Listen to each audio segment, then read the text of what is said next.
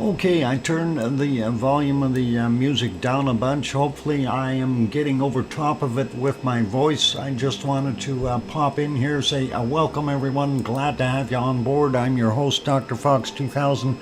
And yes, we are anticipating an eruption there in Iceland. Right now, of course, the magma is still very low, very deep in the ground. In the dike, it is on the move. It is moving upward. Thank you for the welcomes, you guys. I'm just on here for a few minutes just to give an update and on what we're seeing, of course, and obviously everyone has seen the swarm of earthquakes in the Sillingefeld area there, the eastern part of Schwarzenegger. And if we go directly to that screen, a little bit of a sun glare in there, unfortunately, but the vicinity that you're seeing out front here, it is a noticeable increase in activity as far as steam / smoke coming out of there. So we're likely going to see something. And just don't says, Aruv says nope. Well, we don't know. How are they going to stop the magma flow? Anyway, It is a possibility that this may not erupt. I'm not going to rule that out. But I still think it is, once we've got that magma on the move, it's kind of hard to stop it. And what Dr. Thoresen said, waited, okay. Well, he also said it was going to erupt last Monday, okay? So, it's hard to say what will happen here. Again, we have to take it all with a grain of salt. Even, the best of volcanologists and professors out there, I don't want to be rude to them, but yeah, they've been wrong before. We all have been wrong before. So, it is still very, very possible for us to see an eruption. The one thing that is kind of a telltale sign of the activity, of course, well, we take a look at our rumble chart, and we are seeing the increased activity, of course, indicated here, and I think this rumble chart has dropped off down in the bottom. The other thing that we wanted to look at real quick was the uplift, and I'm just going to refresh that just to make sure I haven't missed any. And of course we were up fairly high, then it dropped back down. Our pulsation or waves, and then I keep calling it pulsating, but hopefully this upward tick here is the catalyst and the push to continue with that magma rise. So we'll see what happens. It is very interesting to see. And of course, every one of these eruptions is a learning experience for all, not just the volcanologists, but for all of us who follow these things. And of course, seeing what we've got going on here, it's a kind of that type of a scenario. Will it pop at this point? So this is something to consider. The fact that we're still seeing uplift definitely indicates that we're still seeing magma coming into the sill, aka also from the sill into the dike, and we're going to see something happening fairly soon, or at least we hope so. And again, the possibilities that this thing will die out is a possibility, but I don't believe it will. I think we are going to see an eruption. We've been waiting long enough. It's time. The lava workers, don't let us down. We want it. Anyway, I just thought I'd throw that little bit of an update in there for you guys. And I'm going to get back off of here and continue to sip my coffee as I watch what goes on. This was a shot across the bow, and next one is the real show. Yeah, well, you never know. You never know what the thing is, Dennis. If it is a shot across the bow, it's certainly a good shot, but I'm not going to give up on it just yet. Once that magma starts moving, obviously there's got to be, for every action there's always got to be a reaction. So let's see what happens. Anyway, I'm going to get off here for now, and if we see other interesting things, we will update it. We do have several other views that we kind of threw in there. Obviously, if we go to some of them, this one from MBL, of course, looking at that area just to the east of Schwarzenegger Power Station and Salingefeld right there, and that is the area that is of interest. We are seeing some heavier steam coming out of this area over here, as well as over in the northern area here. So is it possible that we're going to have something pop along that area? Very likely. So we'll take a look and see what happens in the near future. And of course, looking at this one here from Husafeld, definitely increased in what we were seeing before. So we have a lot more steam showing here now. And on this angle, you can see this is built up a little bit. The steam is actually coming out of the higher area in the background here, as well as down in the front. So some interesting happenings there. And of course, when we look at this one, that's kind of a general overview. We are seeing steam also way over here on the far right-hand side, extra stuff coming out of there. So one of the things I did mention earlier here about this angle right now, it looks a little bit funny because of the sun angle coming through, and that makes things a little bit more kind of throws it into a situation of what's actually sun glare and what's actually steam, right? So anyway, that should be about what we've got going on there. Let's get it back to the multi-screen, or as we call it, the mosaic, if you wish, and let's leave it on there for the interim. But just wanted to throw that little bit of an update in there. And yes, the Blue Lagoon and Grindavik are both evacuated, for those who need to know. And hopefully it's because of, the impending eruption. So anyway, let's leave it there. I will be back on later on. So keep smiling, keep your fingers crossed, and keep poking at that darn ground, and that'll make it work. We want an eruption, of course. I know, we're greedy, right? Everybody wants an eruption. There's the people that are saying, hey, it may not happen. Well, you never know. They said it was supposed to happen on Monday. It didn't. And now they're saying, well, we're getting everything, and magma's on the move, and they're saying no. Well, I don't know about that. Again, I'm not a volcanologist, so I am not going to turn around and claim any kind of expertise here. Hopefully things will work out. Yep, keep your eyeballs peeled. We'll see what happens. Anyway, folks, we'll be back on here if it erupts before the show. We'll definitely get back on. If it doesn't erupt, we'll see you at the show. I'll be here anyway. And yeah, keep poking. That's it. That's what we got to do. I'll be back. Keep smiling. Thanks, everyone.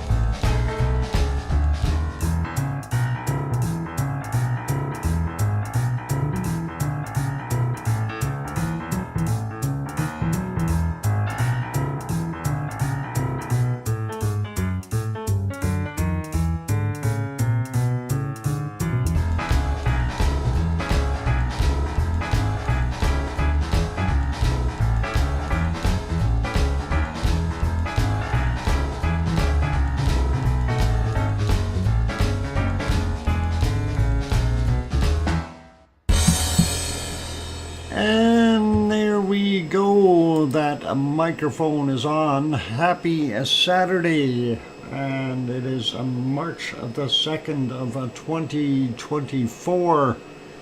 And yeah, I'm your host, DrFox2000, here in Edmonton, Alberta, Canada, where it is snowing. And of course, you're watching VolcanoX Livestream. And yeah, welcome on board, everyone.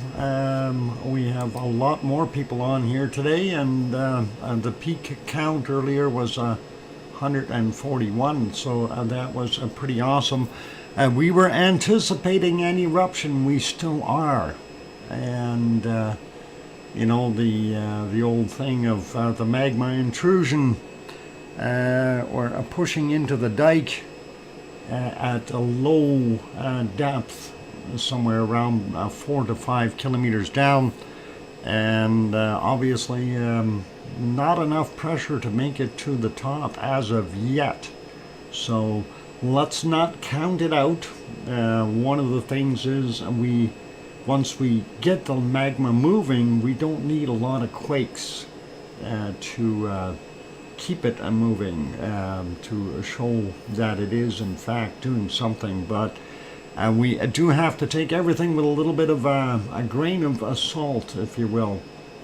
And one of the things is Mother Nature will do things her way and not the way we like it. So the year is almost over. Yep, almost. Anyway, yeah, it's interesting to see the events and the intrusion and the false alarm, possibly. We don't know yet. It looks like the earthquakes have largely stopped. Yep, it certainly does. Mars 2028 pretty much calmed right down. I mean, we had one heck of a swarm there, and right now I've got it sitting on the 3-hour mark. If we put it back to the 24-hour mark, you see what I'm referring to, and I will put it on the larger screen there so you can see. And yeah, that was quite a busy area all of a sudden, and of course 12 hours ago it still looked like that. So it was a pretty good indicator that we did have magma on the move doing its thing. But was it enough to get up to the top? Was it enough pressure? Was it enough to make an eruption? Well, not right away. Looking at some of these as an example here, this 0.65, 4.4 kilometers down. I'm trying to hit this one up 2.58, 4.9 clicks down, and that's quite deep. The 0.2, 4.5 kilometers down. The 0.96, 2.9 kilometers down. 1.42, 3.7 kilometers down. So it is quite a ways down within that system, within the dike, and that is in fact in the dike area. And here's another one, 4.4 clicks down for a 1.39. This 2.4 up there, 4 kilometers down. So if there is magma down there, it's going to take a little while to push up, if it is in fact pushing up. And one of the things that I'm going to mention here about, you know, is what's driving it, or what's going on down there. And what I've been kind of saying all along here, it's coming in waves or pulses. And this is what we're kind of seeing. Let me refresh this one first. This is our rumble chart, giving you a pretty good idea where the event took place, and then it dropped right off. And it is rebuilding at this point in time as far as what we can see. So hopefully it will go back up.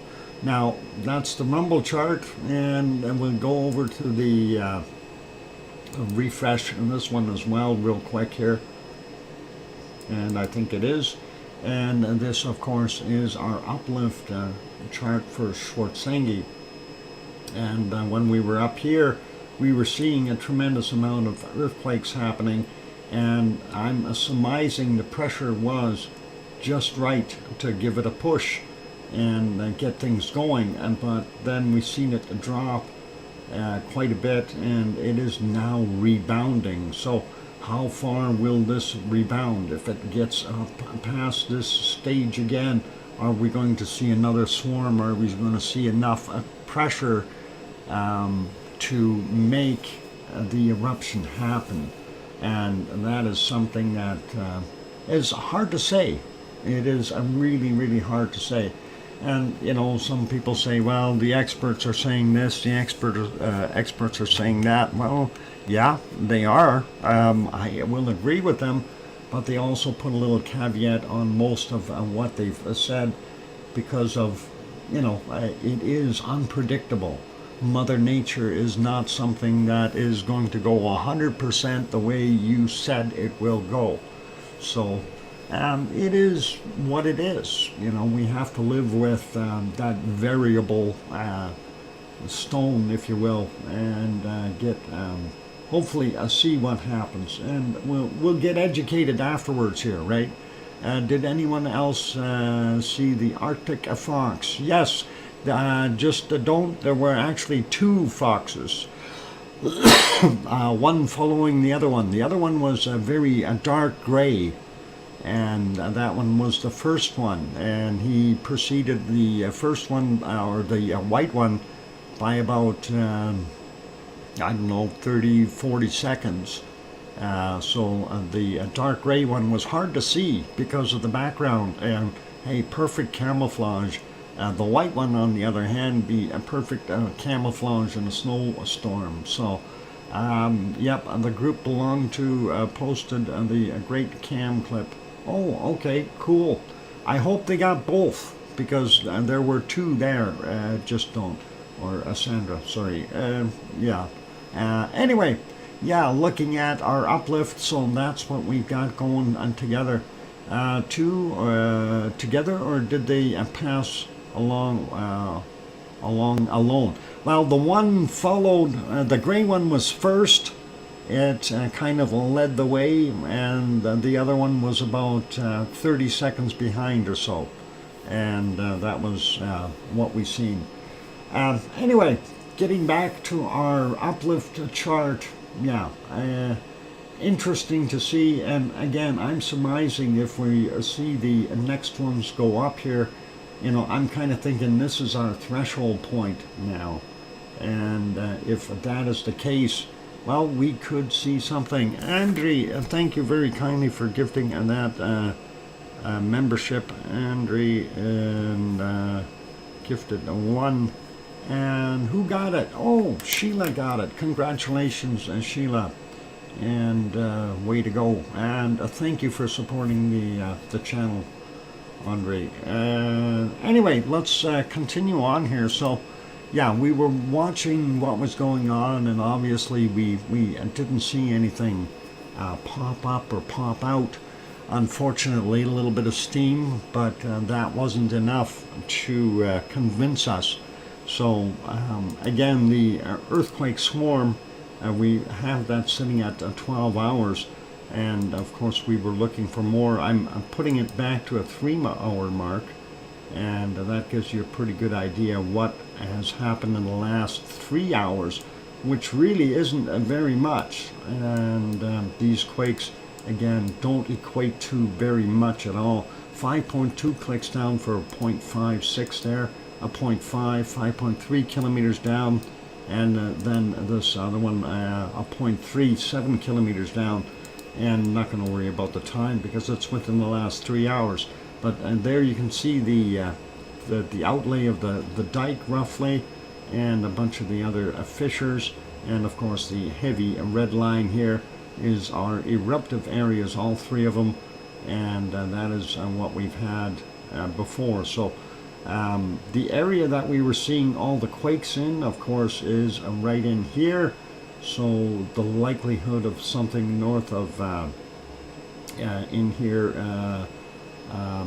Hagefeld and northward, Slingefeld area, you know, that's where we're surmising that eruption could be Can you make, yeah, why I clicked on it, it didn't do that. Darn it, I was hoping. Anyway, let's do that again. So 24-hour quakes there, and then when we knock it down to 12 hours, you don't see a heck of a lot of difference, right? So there you go. Yeah, Sue, I did click on it. I guess it just didn't go over, and I put it back on that 3-hour mark. So very little activity within the last 3 hours. Only 2 small quakes there in the associated area. So interesting to see. But let's put it back on 12 hours and take a look at the rest of Iceland. And when we see that, this is one of the things that you see a lot of quakes out and about. And this is a little bit odd. 2.5, 1.1 kilometers down. 2.7, 1.1 clicks down. You know, like 0.8, 5.1 clicks down. 0.9, 6.4 kilometers down. 0.7, 1.1 kilometer down.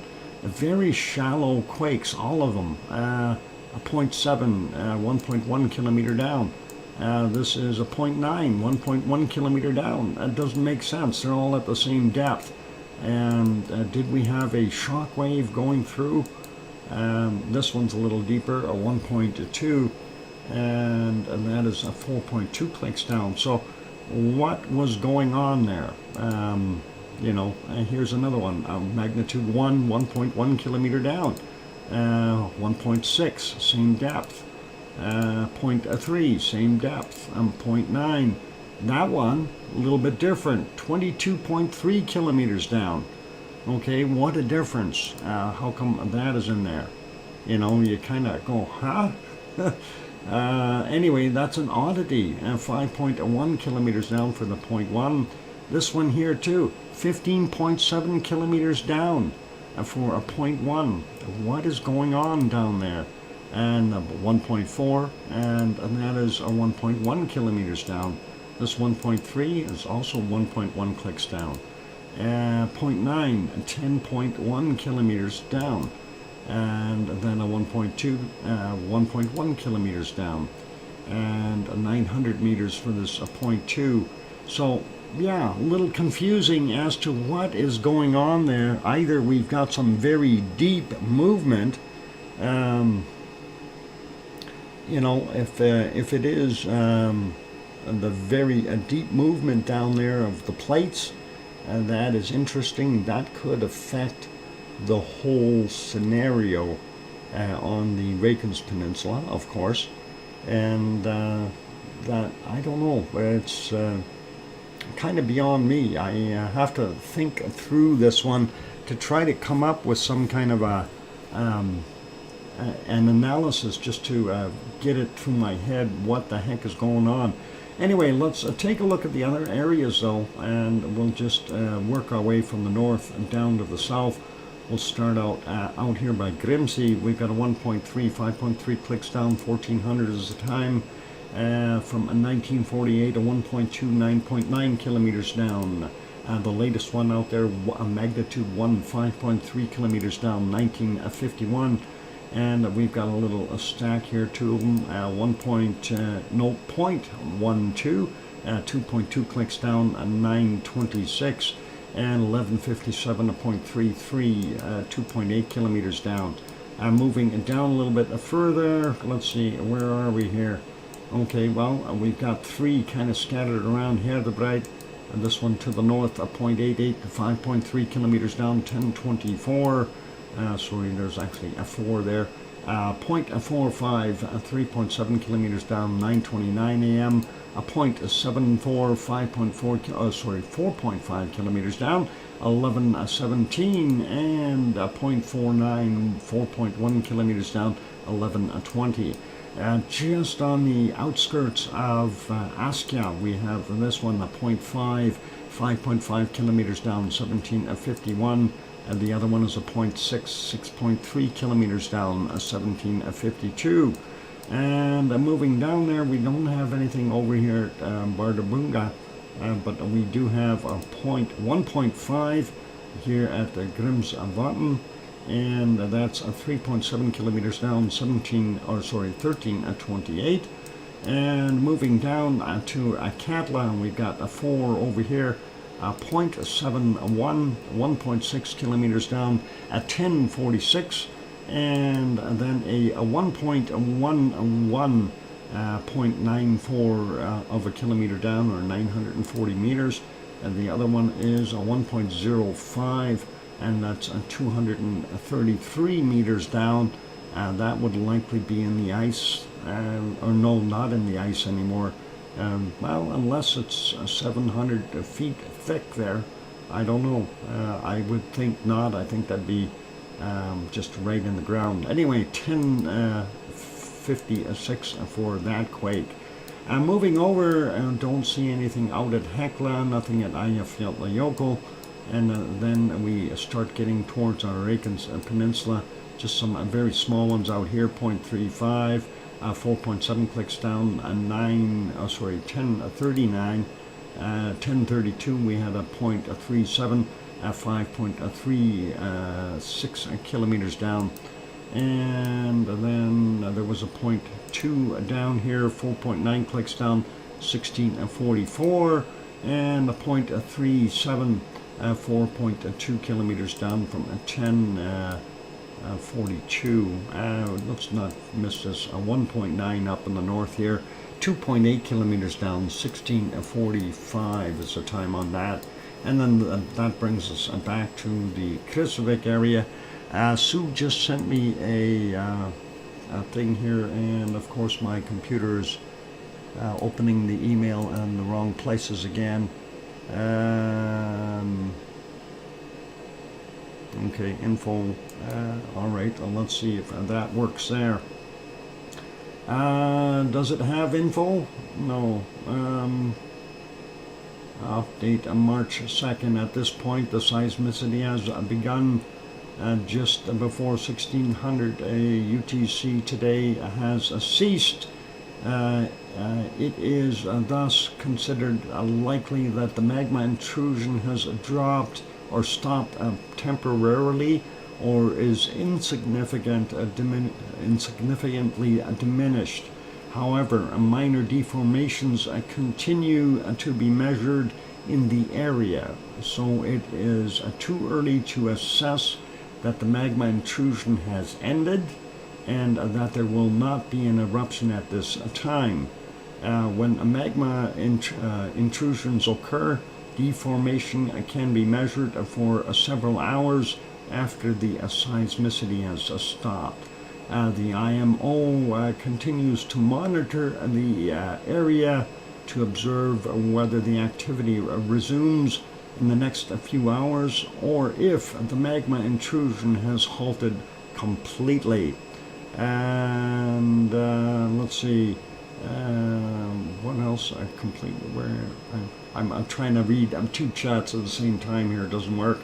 Anyway, it remains possible that the magma could ascend to the surface, as has been observed in eruptions near Philadelphia. Okay, so that is the IMO report that Sue just sent me here, their update, and thank you, Sue, for that. Gives us a pretty good idea that, yeah, they're saying, hey, it's kind of just put on the brakes, but don't count it out just yet. So very cool to see that. Now, all these other quakes, I'm not going to go through all of them. Obviously, it's kind of redundant. I just wanted to also note we do have quite a bit of activity over here that also has vanished and ceased.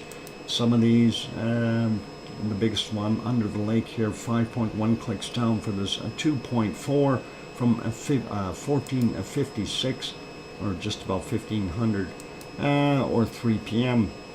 1.57, 1207 is the time on this one, 5.1 clicks underneath the lake. So lots of activity in that Kristevik area and the Kielfervatn lake area. And anyway, 1650 1.7, 4.7 kilometers down. That's what we're thinking too. Another round of wait and see. Oh, Yvonne, I hate that. They're all good peeps over there. Okay. Well, I hate when that happens though. We need the donkey to get over there with the boring machine and get those holes drilled. He's got a mission from 5 kilometers down up to the Kunkel event. Where is that? I have to see. There's too many quakes on here. That's right in here somewhere. Oh, that's what we want. I think. Anyway, that's kind of what the scoop is. So, thank you, Sue, for sending that update in as well. Not seeing Wonky Donkey. Yeah, he's not here yet. Weeping Scorpion, hi to you as well there. I also didn't say hi to our moderators, did I? And welcome to Arizona Snowman and Piggy and Sue and CND Boy and Yvonne Kunkel and Siggy and Gary 24/7 Live, AZ Skies, as well as Gura was in earlier and a few others. So thank you, moderators, for being here. Appreciate that and always helps out.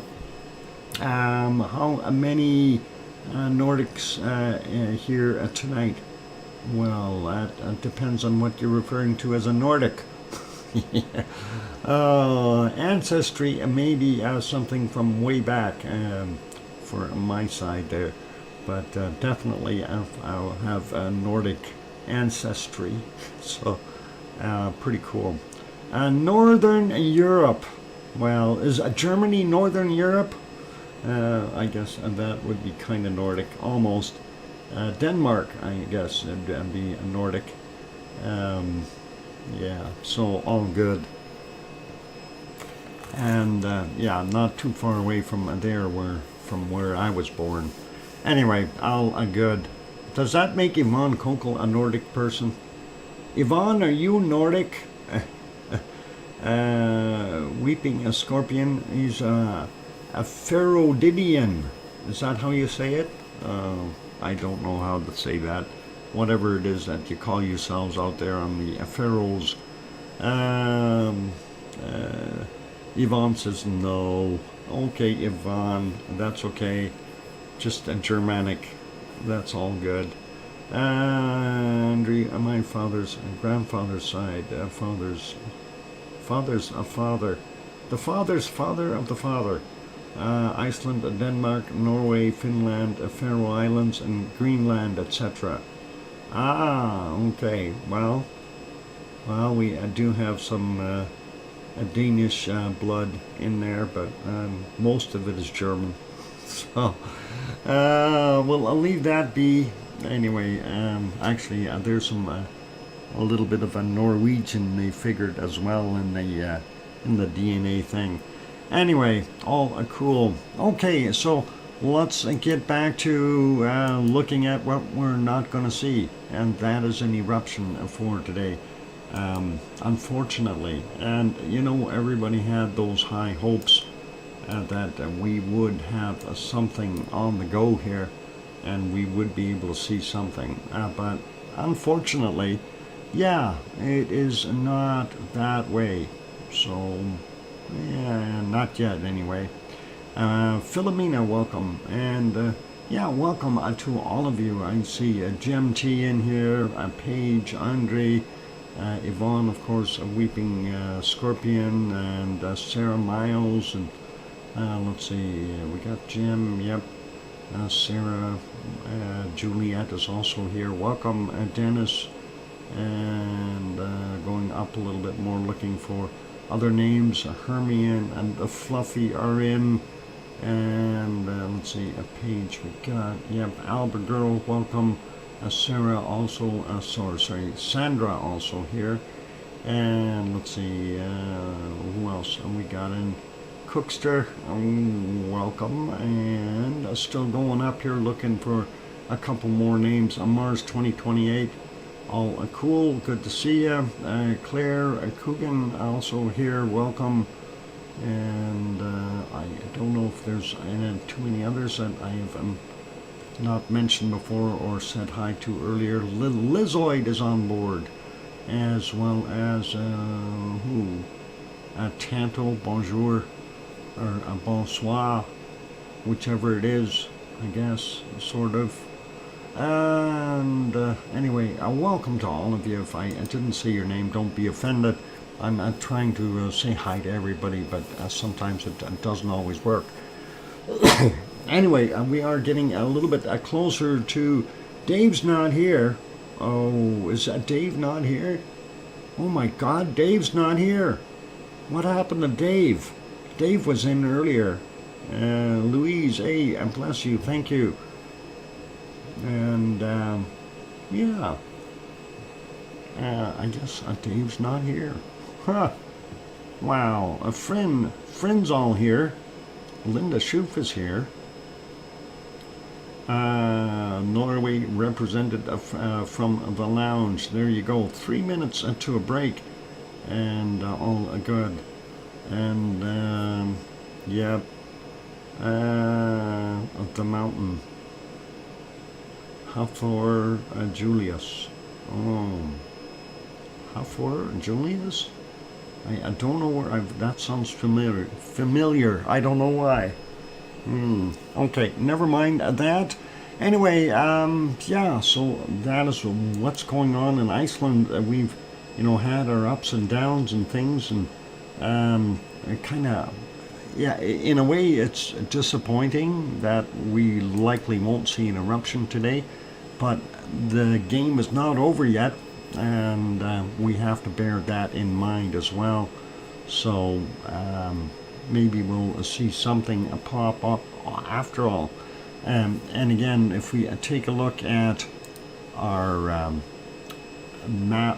chart here, and it's exactly what, you see these drops and then regain, and drop and then regain. Are we going to see it shoot up a little bit more and pop since it's at that threshold, or are we going to see it drop again and regain? So basically the candle is lit, or the fuse is lit, and it's just getting through some soggier or slower parts of the fuse. Eventually it's going to get and burn all the way through and go kaboom, right? I don't know, something like that. Got a dock on my laptop, and Arnold, a strongman on TV. Arnold Schwarzenegger? Oh, okay. He's strong. I have 5% Norwegian, best of my, the rest of me is British. Okay, Sue. Boo-hoo. Okay. Anyway, let's put it back on here. I'm going to go take a break, ladies and gentlemen. It is at that time. So for those good people who are here, if you haven't popped that like button yet, give it a quick shot. Also, if you're new, you haven't subscribed, if you're lurking, by all means, hit that subscribe button, and that'd be awesome if you feel we've earned it. Anyway, on that friendly note, I will be back after the break. Here's some music in the meantime. Keep smiling, everyone, and fingers crossed that we still see an eruption tonight. I'll be back.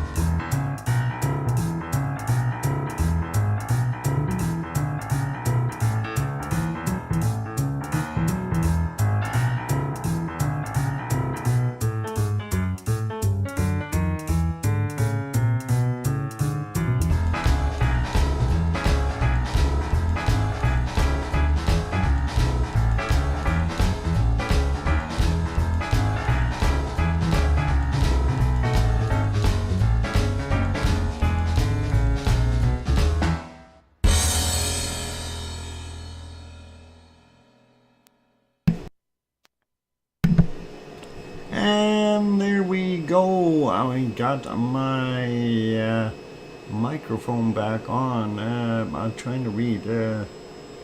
Andre just said, correction, Dr. Fox, for the president of Iceland just magically became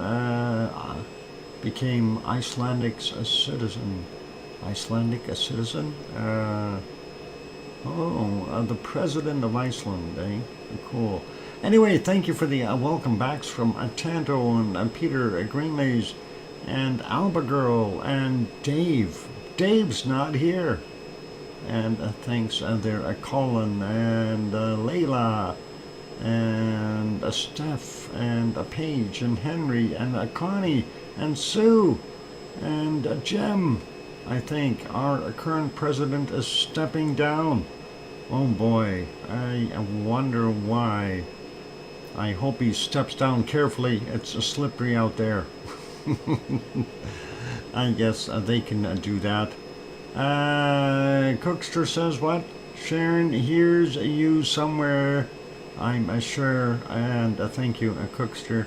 I'm sure she's in here somewhere doing something, probably preoccupied making a coffee, or hang on, it's not grocery day, that was yesterday, or yeah, I don't know. Anyway, Henry also in there, saying hi to Jumpity Jump 3, and welcome. Okay, all good. Let's carry on with our show though. So yeah, she's probably knitting, and stitch one, purl two, stitch one, purl two. I don't know, how do you do that? Some fancy thing they do. I have no idea how that works. Anyway, let's carry on. We'll go other places of interest and see what we've got going on in the rest of the world really quickly. Anyway, looking here, trying to read the chat here. It's moving pretty quick, so hard to read everything. Anyway, yeah, let's see what we've got going on over here. And this is Popocatépetl, central Mexico, and that is the continuing state of Popocatépetl dumping out those gaseous plumes. It was a little easier this morning from what I was looking at for a little while anyway, and well, I should say this afternoon. Going back here, we see about 2 o'clock, roughly about 2 to 4 o'clock, it wasn't bad. Prior to that, if we go back about 3 hours ago, there we go, see 12:41, a lot of ash and tephra within those clouds still billowing out like crazy, and it didn't matter where we really went. This is approximately 5 hours ago, and again, a very heavy material coming out of there. And again, if we go back even further, 7:56 a.m., same kind of thing again. So hard to really get into, try to figure out what was going on. This gets us right into the nighttime, 6:13 a.m. I was trying to find the golden times here. Actually, wasn't too much golden time in there. This is kind of 6:52 a.m. When the sun was coming up, but again, you can see very heavy dark ash material, and during the night, same kind of an affair. Once again, very heavy stuff. Okay, it doesn't like me going all the way back. There we go, 4 a.m. Moonlit night, nice stars in the sky, and billowing out tremendous amounts of ash and tephra and gases. That is Popocatépetl, central Mexico. We'll make that one smaller. We'll carry on, go to our next shot here, and that will be our thing in the clouds. That is Fuego. Isn't it a beautiful volcano? Fuego in Guatemala. And Fuego in Guatemala's clouds. And I'm trying to find it, and there it is. It's sticking out there somewhere. We did have some eruptive activity and not very large puffs coming out of there earlier. I did kind of check, and it was a white and puffy clouds for the most part sitting around at the base of it. So definitely well above the cloud layer, and that is always kind of neat to see. Here's another shot, 7:39 a.m. It gives you a pretty good idea of what it was doing. And let's see if we can get, there was multiple shots out of this next one here, but I just went back up to the first one of that, which is not so easy sometimes. Anyway, there you can see it. This is at 6:14, and then it had multiple puffs as it was going through. I'm just trying to catch to the next one. It had just finished, and this is 6:29. You know, so it is a kind of just a puffing one after another. And let's see, where's the next one? Right in here. 6:38 again, puffing up. So doing its thing, and of course that is what we've got going on there. If we go back a little further, I'm trying to find a couple of them that were actually kind of explosive, but it really wasn't that big of an eruption from those. Although the caldera was lit up in the top of it, we didn't see a heck of a lot popping out. But let's see what this one is.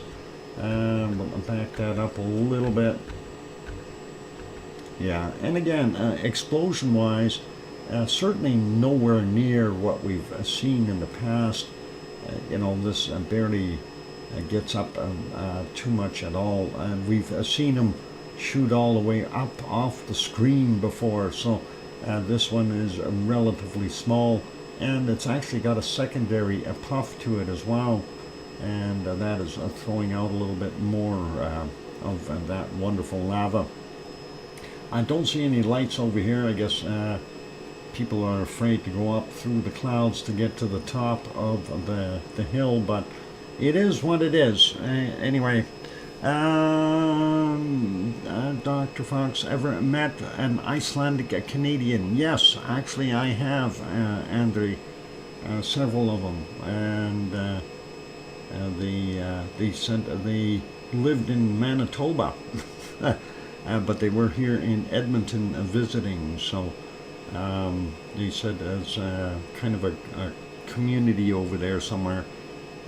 Anyway, so Fuego doing its thing, and we know it is in the clouds right now.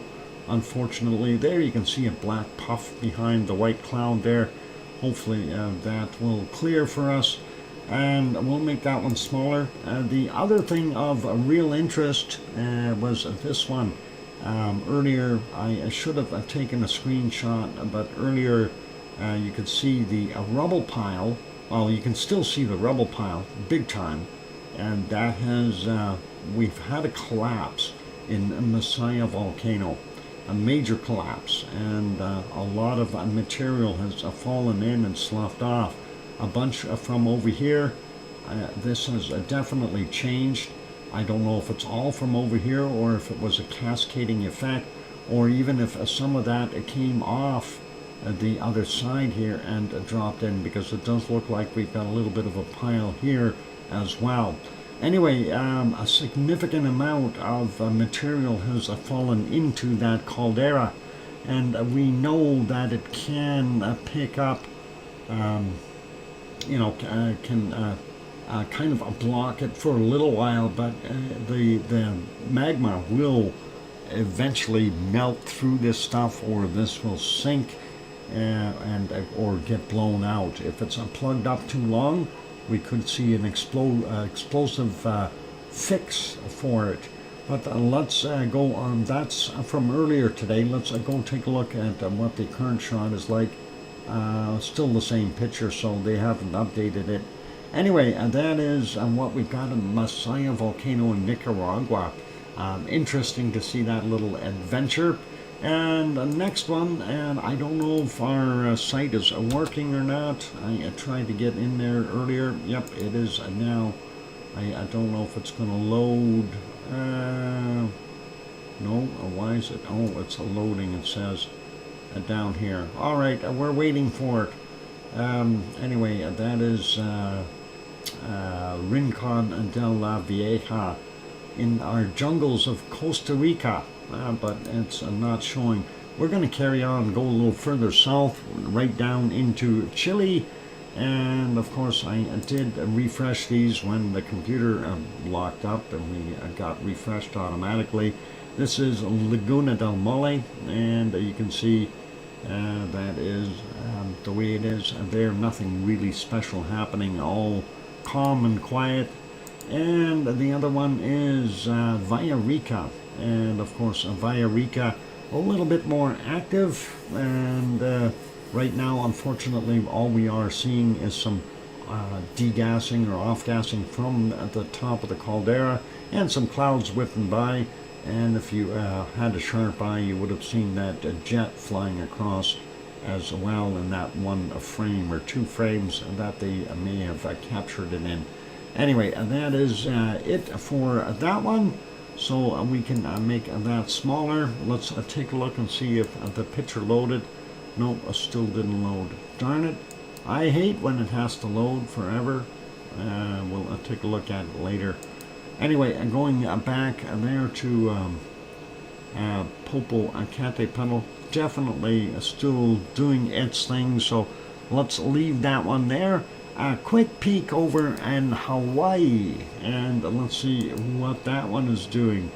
And this is our wonderful Kilauea Helemaumau crater. And yeah, not a heck of a lot going on there. Some steam degassing, off-gassing, and doing what it loves to do. Not going to worry about that. That's not quite live, but close. There we go. That's live now. And yeah, not much I can say about that other than it's a pretty status quo. What we've seen before: West Lava Vent, West Lava Pond, that extra smoker, Pig Island is still existing there. Remember when that was actually just a floating blob in that small caldera? You know, way back when? It takes you back, doesn't it? Watching that little island float around, and it always seemed to head towards the busiest point of activity a long time ago. Anyway, we'll make that one smaller. Let's go to the still shots. And this one, of course, is from the western bank of Helemaumau, looking kind of eastish. And you can see all the things down there, the lava pond, the west vent there, and the hot spot. And over here you can see the southwest vent that was right in the wall, the little a cone that it built up. Pretty awesome. And of course that dropped area where all that magma was sitting, and it just kind of got disappeared, went somewhere. We don't know where. Nobody knows, only Madame Paley. I was supposed to go to Miami this month for Ultra, but I canceled after I felt I wouldn't feel safe due to the shootings. Common there. Yeah, I don't know. That's the thing there. Compared to, you know, Andre, like a place like Canada, where you've got very few guns out and about, it's a little safer. I do understand the U.S., but you know, they do have the right to protect themselves, but there's also a lot of illegal guns out and about in play, and that makes things a little bit more dangerous, because, you know, with the bigger the basket, the more you have in there that could have been bruised or somewhat rotten apples, if you know what I mean. Anyway, looking at this shot from the southeast side there of Helemaumau, and we do see that it is a calm, quiet. We do see our vented areas along the sidewall. Don't see much up top here at all as far as steam. We do see Mauna Loa in the background, so that is all cool. And let's leave that one be. We'll go to our next shot. This is the thermal for that particular camera. And of course the view here, let's see, is this the current one? Yep, it is. And there we see the whole caldera. And no, that's not all live hot lava. It's cool. It's just like this material on here. Got sun-baked, and the temperature or delta T set on the color, or the thermal cam is set to a portion where, or a position where this would probably be about 80 or 90 degrees Fahrenheit, maybe about 35 Celsius. So if you consider that color to be that, and you take a look out there, it's not that warm. Some of these other areas a little hotter, and of course there is indeed lava underneath here emanating heat, and it will for years even if it doesn't erupt, but that is going to be there like that for now. You do see the hotter spots along the edge of the caldera where there's steam venting out, and you can see all those as you go around the lighter or brighter areas there. And of course you can see the deformations on the wall there as well, and the north, that'd be kind of northeastish side there if you want to call it that. Anyway, let's leave that alone. That is our Hawaii. Let's pop over to our next one. You want to see a snowstorm? Yeah, and there it is. Yeah, not a good day, not even for the buffalo, I think, and nobody wants a good day like this, unless you want a snow day. And that is Yellowstone National Park, and they have a snowstorm. They've had it happening all day long so far. This morning when I peeked, yep, I thought I was going to go and watch Old Faithful, but it was so mucked up that you could barely see it, and I said no, and that's okay. We'll just pass on that. So yep, a lot of blowing snow there, and hopefully that will subside a little bit and they'll get to something a little bit more like spring soonish. We do see a buffalo in there. If you don't see him, he's right there, and that's the lonely buffalo wandering around, getting himself some kibbles and bits underneath that snow, some grasses and lichens. Oh, there's some more buffalo just on the edge here. You can see him. That is cool, and of course that is the way it is with them. All right, let's leave that there, and we will yeah, Paige, actually, I don't know if you typed in, they do have a buffalo head in here, that at least they used to, the real buffalo rather than oxen. They're showing oxen there, but hang on, let's see if we can do that. Bison, yeah, they're more like that. Type in bison instead, and you'll get those. That's what they are. All cool. Okay, yeah. Anyway, let's put it back on Iceland, and we'll continue to watch this. What I am going to do is I'm going to re-zoom in on that area and knock it back down to the 3-hour mark. And in the last 3 hours, we've had nothing for quakes in that area at all. One, well, that one that's still out there from 1944, and 7 kilometers down for that 0.3. There's also another one on somewhere on Iceland there, but I'm not going to worry about that. Let's leave it in this area though, because that is the area of interest. Maybe it will put it to 6 hours instead. 6 hours still had a lot of quakes. I just wanted to see some new stuff. Let's leave it at 3, and we'll see any new ones popping in there while we're waiting. I see the other one is also buffering here for some reason. Let's put it on live. It's been doing that all day long. So let's straighten that out. Oh yeah, sure, wants to fight with me. Alright, there we go. It's back to where it should be for now. Till the next time it does it. Yep, and looking at it, it is about the time for that break. Now, we want to reiterate what was going on there. We did have a magma movement there in Iceland. We did have a large swarm of earthquakes, but everything has subsided very, very quickly. And that is unfortunate, but you know, it's a Mother Nature. So yeah, if you haven't looked at the IMO latest update, you can have a look at that. It is in there, so and it is pretty cool. Anyway, I'm going to go take a break, and when we come back from the break, we will have bacon seeds. So hang in there for that, and then we'll carry on with other volcanoes around the world. And let's see, that's it. Yeah.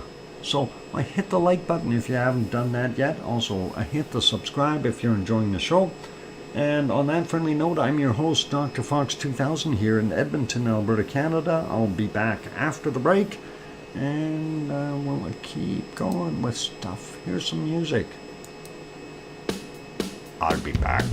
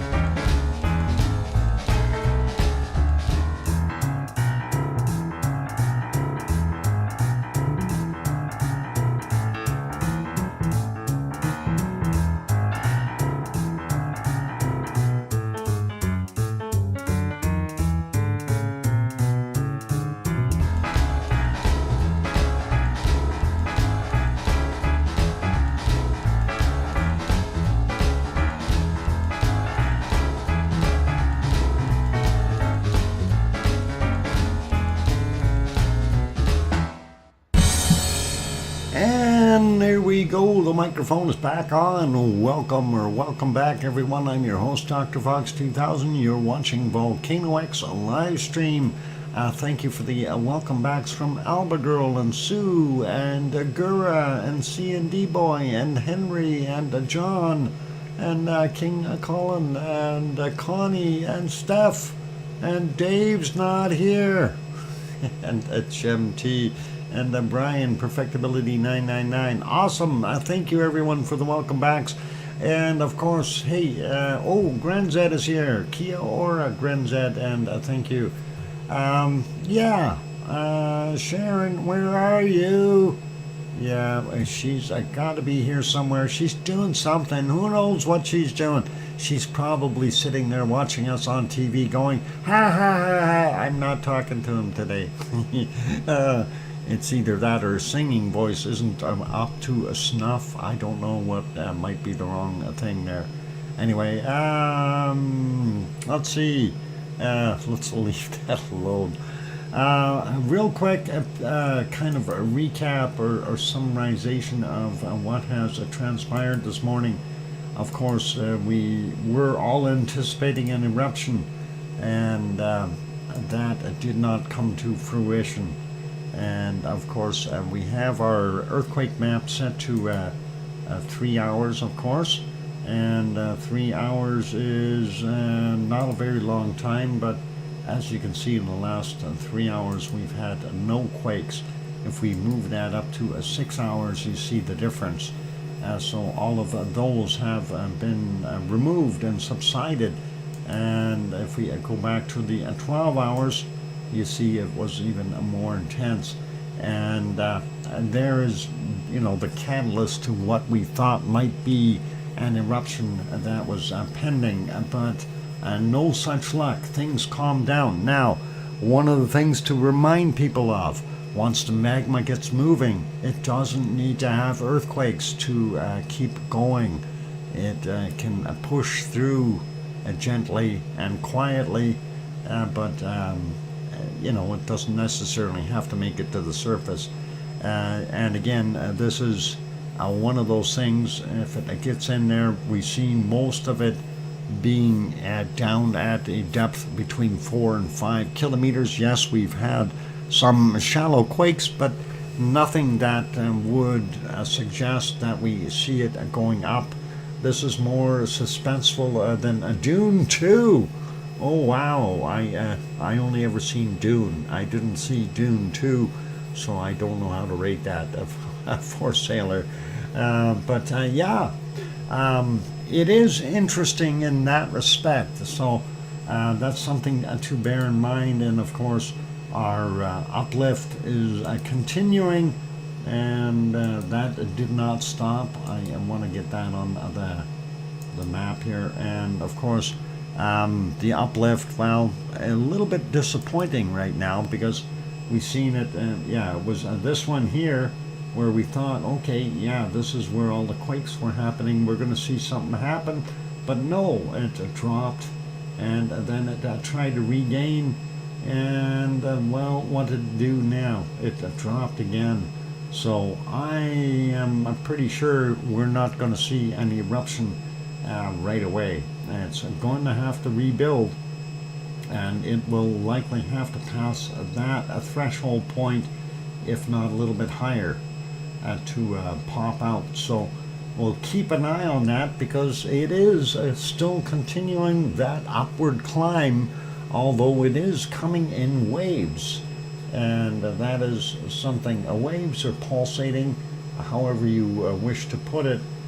But it is definitely, in my opinion, doing exactly that. It's just up activity, down activity, up activity, down. The next one should be up again, right? Or so we think. We'll see what happens. So the catalyst is there for getting that going. And we are well above the original thresholds for the last one. So yeah, anything is possible. Anyway, let's not bore you to death with that or this for that fact. Let's go over and look at our bacon seeds for today. Piggy sent us some nice new ones. I think. Most of them are pretty good. Let's have a look at the first one for today. These were the last two beachgoers from yesterday. Look out, the smile on the one on the right hand side there. Just imagine probably smelling food. This apparently is a queen or a princess, one of the two, on her royal cushion. So pretty cool. And we'll leave that one be. And we'll get to the next one. This is another princess on her royal cushion or in her royal bed, whichever it is. Anyway, that one looks pretty awesome too. And let's go to the next bacon seed. And oh, that is just a couple of little wee ones. And you can see how small they are.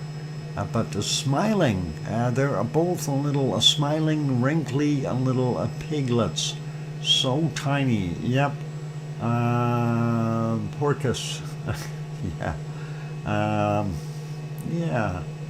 Yeah, they are absolutely tiny little guys. So very cute to see. Let's see. Next one is this one. A big smile and some bling. What do you say to that? And that is another tiny little pig. And of course, enjoying having a little bit of bling around the neck. I say porkiness. Porkiness? Okay, there, King Colin. Anyway, next one. Here we go. I think we may have seen that one once before, but awesome nonetheless. A nice smile on that face, and we will keep going. And very cool to see. Yep, and they're smiling little piggies. We gotta love that. These two apparently have gotten themselves, I don't know, what is that? A cauliflower? Maybe. But whatever it is, they're munching away at it. Either that or just inspecting it. Hopefully they will enjoy it.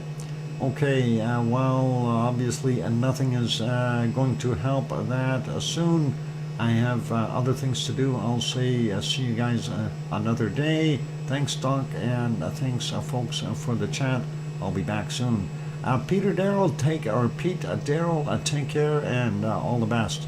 Good shingles and reminder. My pal recently had to put had it, but I didn't realize until I suggested it, and it's doctor confirmed. Oh yeah, those things are not good. Anyway, next one is this guy or this girl, I don't know, but out and about in the field doing its thing, enjoying its day. Love it. And let's see what our next one is, and that is this one. Hang on here. Is that a goat? I don't know. Does that look like a goat to you? A dressed up goat? No, or is that a lumberjack? Is that a lumberjack? I am so confused. Lumberjack bacon. I don't know. This looks really funny. Nickelback pig. Okay, a nice jacket. Yep, a lumberjack. Anyway, let's keep going here. Messy pig. Yep, let's see. Oh, shh. Quiet. This one's sleeping. He's sleeping with all his brethrens. He's got lots of spots, and so do they. So that is pretty awesome. Looking very, very nice. Very sleepy pig. And our last bacon seed for today. Oh wait, we do have a bonus bacon seed after this. And that is this guy. And he is in his sty, peeking out. I think he needs a hogwash. He looks dirty. And yeah, he got dirt on his trotters, and he's got dirt on his snout. What a guy. What a guy. Anyway, let's take a look at our bonus bacon seed for today. It's Oreo Piglet. There we go. Yeah, the last straw. Yeah, that's it, John. And here is our last bacon seed. And that is another black and white one, a little smiley fella. He might need a little bit of a hogwash too, but he is amongst friends there, and they're enjoying themselves out and about. So a very awesome, big thank you to Piggy for sending in those lovely bacon seeds. We really do appreciate that, and that is always awesome when she does that. Okay, let's carry on with other volcanoes around the world. And the next one we wish to go to will be the one that is always buffering on my screen, and that'll be Merapi. As soon as I can find where the screen is buffering, there it is. I found it. Let's see if we can put it back on live and get it big and put it over there. Grandma B throws in a 1 gift membership. Thank you, Grandma B. Grandma B, and gifted a 1. And we'll see who. Oh, CND boy got it. Awesome shot there, Grandma B. Target and CND boy, and he got nailed. That is cool. Very good, and congrats, Bob. Thank you very kindly, Grandma B, for supporting the stream. Appreciate it. Anyway, let's go back. This is 5:20 a.m. there at Merapi, and I don't know what the visibility was like. I was paying too much attention to Iceland this morning, and we have no knowledge of what was going on here. And clouds so far all the way through till about 6 hours and 42 minutes ago. And we did see a little bit of a hot spot there. Well, there's a bacon, but it's so blurry it's hard to tell what's going on at that point. Let's see if we can go back here and find a little bit more bacon, and there might have been some, just a little, right around here. Let's see if we can spot a little bit of bacon for you, and that is at 21:49 or 9:49 p.m. at their time yesterday for them, future for us. And there you can see the bacon coming down the hill, and of course in the IR screen on the bottom left it is a much more vivid and indicated there, so pretty cool. And looking not bad. So Merapi and Central Java definitely showing us a little bit of bacon today, which is really awesome, and we like that. Let's see if we can find some more bacon floating down the hill here from earlier ones. And well, we had clouds in front of it. That's a part of the problem. So I don't think we're going to see anything quite as good as this one in the mix. Yeah, it looks pretty rough for the rest of it, which gets us right back into daytime. From yesterday, our time, right? Yep, and it doesn't look so good, so we'll leave it as that, and that is what we've got going on. So yeah, I'm still going to give Merapi a thumbs up, and definitely trying to produce some awesome bacon flow. And as you can see, the tremor reading on here is continuing, but it is starting to dwindle and slow down a bit. So that is what we got going on, and hopefully, well, yeah, it will keep doing its thing as we progress in time here. Anyway, let's put that back on live, and we will go over to our next adventure. Gonna double check and see if CCTV Semaru is back on, and no, they are not. I'm moving over. I did load this one from Madam Rutsa for today, and that is Ta'al. And I don't know what the heck she was pointing at here. Is that a different angle of the volcano? I think it is, and I'm not sure where she was actually standing and how she was filming that, but yeah, that is the update for Ta'al. It must have been in a different location.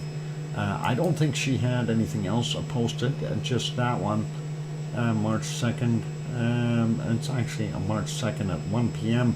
That's not the new one. She didn't have a one for the 3rd. Yesterday we had seen this one here with all the extra steam slash billowing clouds and whatever else was in there, gases doing its thing. We'll leave it as that. Next one is to all meditation. I don't think he's on. Nope, nothing there. And let's see if we can find our next one here. Where's that wonky donkey? He likes it. This is called Carrot Park. It's just a fit for a donkey. And there's the carrot. And some really bad weather. So at least the carrot is there. Hopefully we'll see it clear up there a little bit. Anyway, not likely going to see too much of Mount Ruapehu today because of that cloud work in there. And that got two more carrot time. I wanted to get over. Nope, they keep panning that camera, and it's so hard to find a spot when you don't see the mountain to begin with in the background.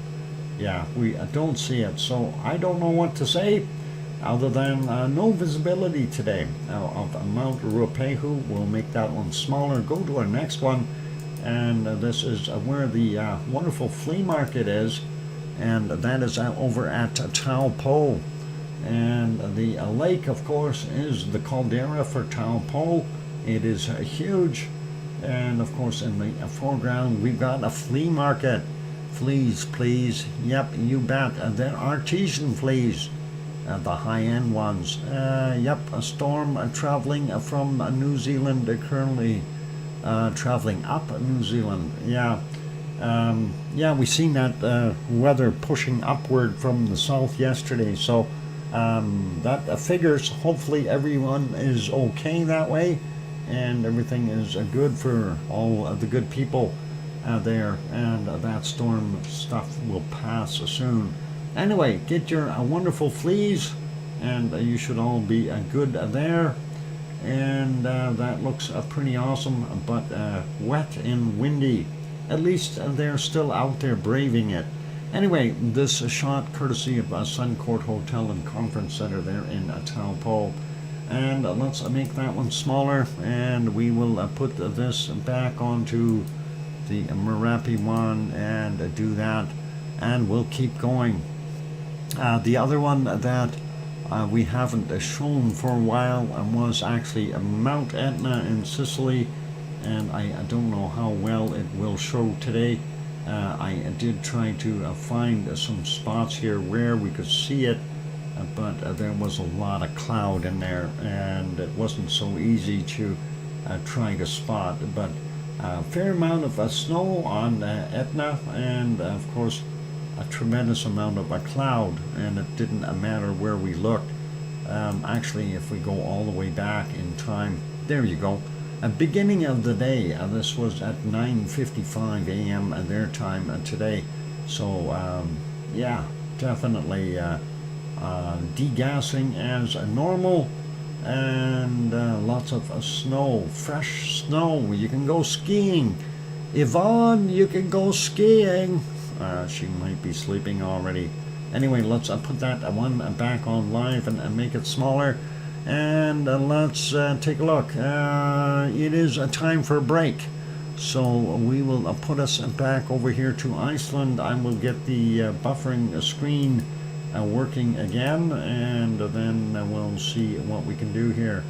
I had these also nicely lined up, and now we've got nothing but trouble from this one. Ha! Go figure. There we go. I got that one working. Anyway, for those good people who are here, if you have not yet subscribed, consider subscribing, and that'd be really cool. Also, if you have not yet hit that like button, that is absolutely free. Hit it and help us out that way. So is subscribing. That's free too. And your chances of getting a free membership in here is pretty darn good. And we have a lot that we give away. So that's something to consider as well if you like memberships. Anyway, I'm going to go take that break, ladies and gentlemen. Keep smiling. Welcome to U2BNZ. I don't know if I said that. YouTube NZ. YouTube NZ, maybe. I don't know if that's what it means, but okay. I'm going for that break. Keep smiling. I'll be back. Thanks. Cue the music. Not that song. Maybe that one. Okay, I'll be back. Keep smiling.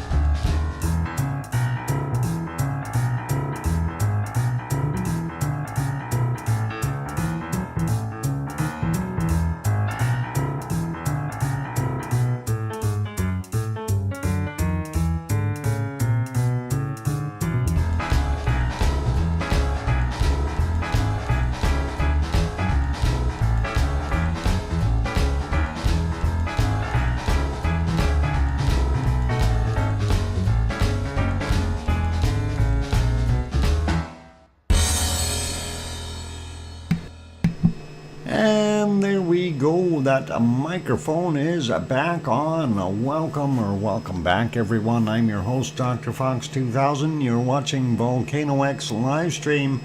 And, yep, we're back looking at all those disappointing earthquakes that didn't culminate into anything yet. There's still a chance. We'll see what happens. Thank you for the welcome backs from John and Henry and Sue and Mars 2028 and Arian 6 is also here. Welcome and thank you. Let's carry on with what we got going. And so far, of course, just that really a quick recap on Iceland. Thanks, Gem T, by the way. And oh, you retracted it. I don't know why. Thanks, Gem. Anyway, all good. Yeah, so this morning we had the earthquake swarm starting, and we had what they referred to as magma movement down below into the dike area. At least that is what was assumed. The Blue Lagoon and Grindavik were evacuated. And of course, we were waiting for something to happen, and things have died out. Unfortunately, thank you, Paige, as well there for the welcome back. So that's kind of what has transpired. Things have died off again. The uplift has dropped off a little bit, and is now on its rebound. We'll see if it rebounds quick enough to cause it to re-erupt or regenerate itself to keep going towards that eruption. But we are well over the threshold point of the previous eruption, so anything is possible. But for right now, we don't see an eruption, and we're keeping our fingers crossed. Maybe it'll be a quick turnaround and we'll see it tomorrow. Who knows? And again, a duration of the eruption too may be something that we won't be able to tell exactly how much of an eruption or how long of an eruption we will have, if it is short-lived or if it is going to be somewhat more sustained. And in my opinion, again, if we do see an eruption, because we've got extra magma pumping into that sill, that we may have a little longer sustained eruption this time around. But again, who knows? Will be, well, I believe when I see it, says John. John, you'll have to believe it. It's gonna happen. It may not happen right away. It may happen, yeah, the swarm. You see that swarm? That's in the last 12 hours, okay, their page on the map. And yeah, if we knock it down to 3 hours, you'll see what happens. There are none in the last 3 hours. And that doesn't mean the magma has stopped moving. If we go to the 4 hour mark, we don't see anything either. 5 hours ago, we had a few still left on there. And when we go back to that 12 hour mark, of course, that populates that stuff a whole bunch. What it's coming, John, have faith. Yep, it will. This is Iceland we're talking about. Yeah, well, we are talking about Iceland, and it can do magic things, John. We know that. And yeah, quite frankly, the Reykjanes Peninsula has given us that many times before, where we have had these swarm intrusions and no result. Can't predict anything. Yep. And, you know, even the experts are stumped. You know, when you have Professor Thorensen as an example, saying, you know, like he thought it was going to erupt on a Monday, it didn't happen. And then, of course, this stuff here today, and of course he was one to pipe up and say, hey, I don't think it's going to happen now. But you never know. Anyway, that is kind of what we got going. I see that one decided to start buffering again. I hate when it does that. Hopefully it will get back to live right away. Anyway, let's go over to Japan real quick, since we haven't looked there yet, and we want to see what we've got going on there. I need to get to the right screen, and we picked the right time. The ice cream boat is just coming into the harbor, and it will dock shortly. So a nice calm day there by the looks of it, a little bit more pristine of a day, if you will. And yep, ice cream boat on its way in, so definitely worthy of getting down there to the dock. Anyway, in the background are a wonderful Sakurajima volcano, and we like looking at that. That is across from Kagoshima, there in the southern end of Japan. And let's go watch some commercials here. It will end soon, it says. Oh yeah, it will end soon and give you another commercial, which will end soon and give you another commercial, right? No? Maybe? I have no idea. Alright, that should end soon. There we go. And that's what we're seeing at present from our wonderful Sakurajima. Not that much coming out of it.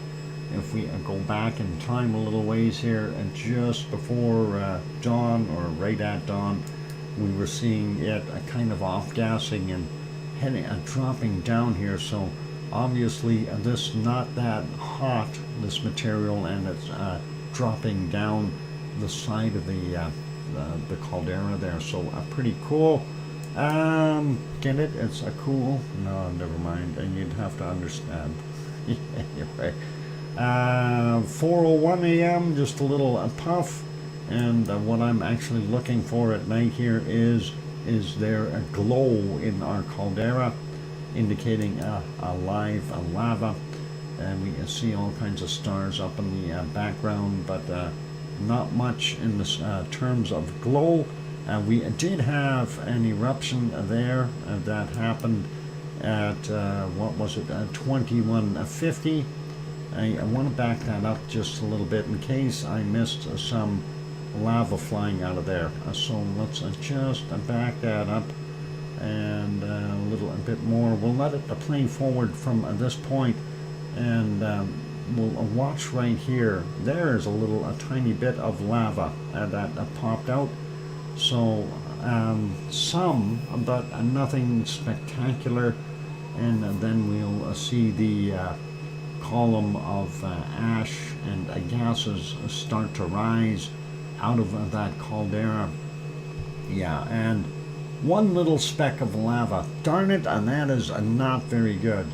We need like the whole mountain covered. That would have been a whole bunch better. Anyway, 5 seconds at a time to expedite the process here, and you can see it did billow up quite a bit. It was indeed an eruption of a good proportion, and not sure how high it actually went, but definitely threw out quite a bit of material there, and that happened at 2150 roughly, and kept on going. So that is kind of an interesting thing to see. I was hoping that maybe we can take a look at the other view. Prior to that, it was just kind of the standard off-gassing or degassing that we normally see. And let's leave that one there. Let's go to the other view here and see if we can spot that. Why is... oh, this is this silly thing that they did with the chat box. I don't know why they did what they did. Going back, let's see, where's our clock on here? There is no clock on here. We'll have to go back on the other one here for a second and just see where that started, how many hours ago. So give me a second or two, and we'll determine what we've got here. I have to shoot that back to live. There we go. Now we'll be able to tell where we had that column pop up.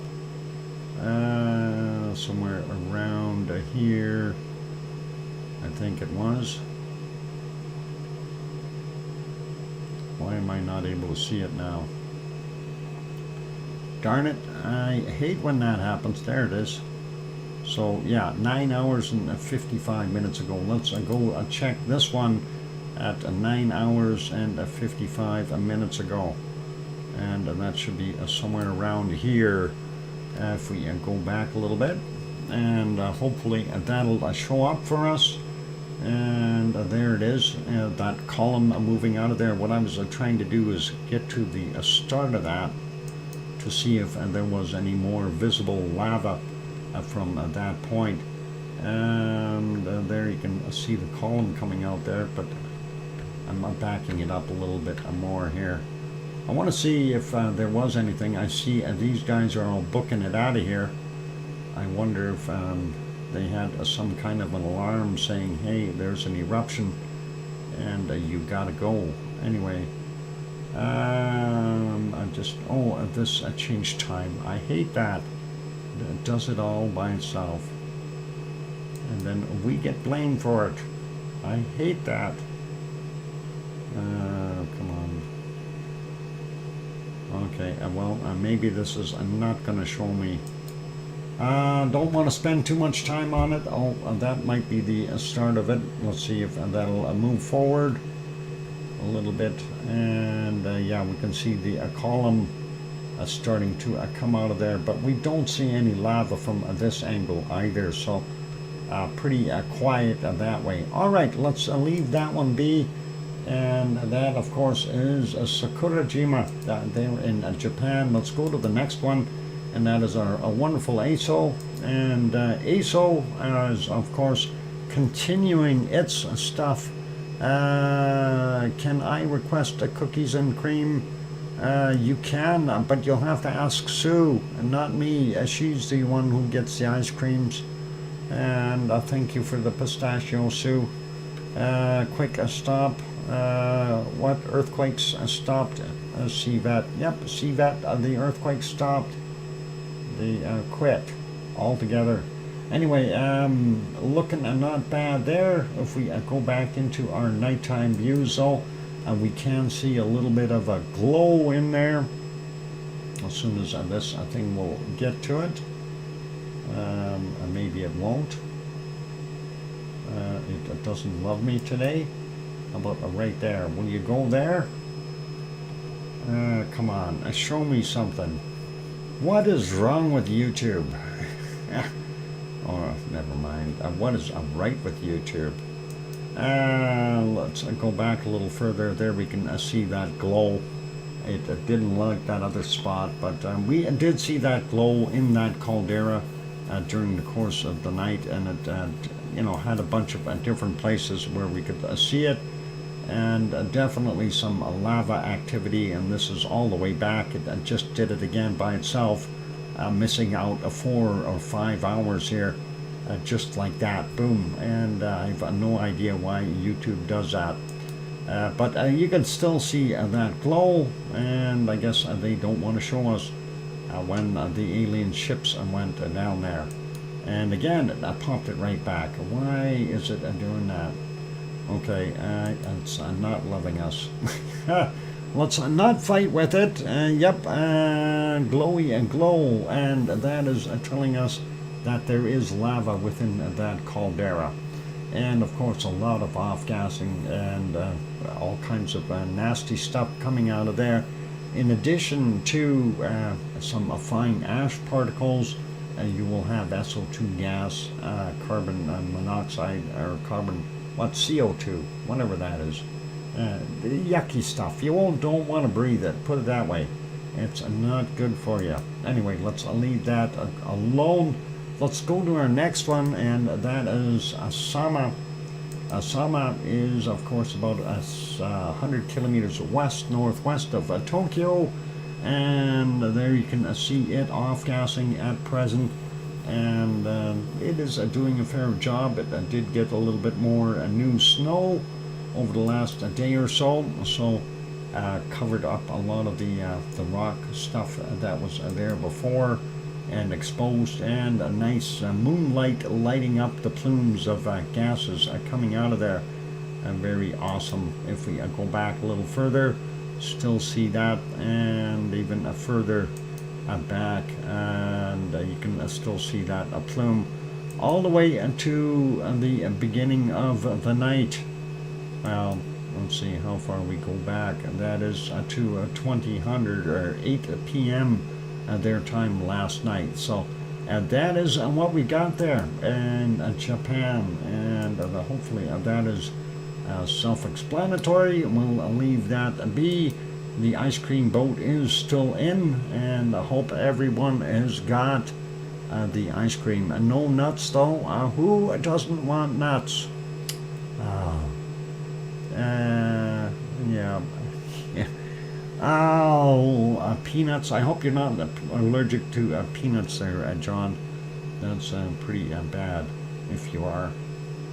Anyway, all good. Let's see. We'll go back over to Iceland just in case there is an eruption, and I see the other screen is still buffering. Let's just refresh that and get that working. There we go. And on that friendly note, it is time to do a volcano report before I hear it from Sue. I'm kidding. Sue is very kind and does up these reports on a daily basis. Nobody ever asked her to, and she does a fine job. Anyway, let's get to the volcano report. Late Friday's volcanic activity, 6 volcanoes on the list. And Nevado del Ruiz in Colombia, volcanic ash not detected, reported at 21:15. Next is Luoltalak, Lesser Sunda Island, Indonesia, volcanic ash to 8,000 feet, 2,400 meters, reported at 2100, 2130. There we go. I'm looking at the right one this time. And next one is from Fuego in Guatemala. Volcanic ash, or frequent volcanic ash emissions to 19,000 feet, 5,800 meters, reported at 2145. And next is Ebu on Halmahera Island in Indonesia. Discrete volcanic ash eruption to 8,000 feet, 2,400 meters, reported at 2215. And next is Semeru, East Java, Indonesia. Volcanic ash reported at 2215, no height indicated. Then Marapi and Western Sumatra, Indonesia, volcanic ash to 15,000 feet, 4,600 meters, reported at 2245. And that is yesterday's volcanoes. And today, Saturday's volcanic activity, 9 volcanoes on the list. Popocatépetl, Central Mexico, constant volcanic ash to 20,000 feet, 6,100 meters, reported at 15 minutes after midnight. Then ongoing significant volcanic ash to 20,000 feet, 6,100 meters, reported at 12 noon. Next is Santiaguito in Guatemala. Discrete volcanic ash emissions to 14,000 feet, 4,300 meters, reported at 3:15 a.m. Luoltalak, Lesser Sunda Island, Indonesia, volcanic ash to 6,000 feet, 1,800 meters, reported at 5:30 a.m. Sakurajima in Japan erupted to 8,000 feet, 2,400 meters, reported at 6 a.m. And then it exploded to over 7,000 feet, or 2,100 meters, reported at 13:15. Sabancaya in Peru, unable to detect, reported at 6:30 a.m. and at 18:30. Am I on the right report? And that sounds awful familiar, like yesterday. Sangay in Ecuador, new volcanic ash emissions reported at 6:30 a.m. And the next one is Marapi in Western Sumatra, Indonesia, volcanic ash to 18,000 feet, 5,500 meters, reported at 6:45, and again at 18:30. And Semeru, East Java, volcanic ash to 14,000 feet, 4,300 meters, reported at 15:30. And Nevado del Ruiz in Colombia to round out our report today. Discrete volcanic ash emissions to 21,000 feet, 6,400 meters. How can you be discrete if you're going up to 21,000 feet? I'm sorry, that's just does not compute. Anyway, that came in at 16:30, and no, Sue, I'm not shooting the messenger. It's just have to wonder about that. How can you be discreet going to 21,000 feet? Don't you think somebody's going to notice?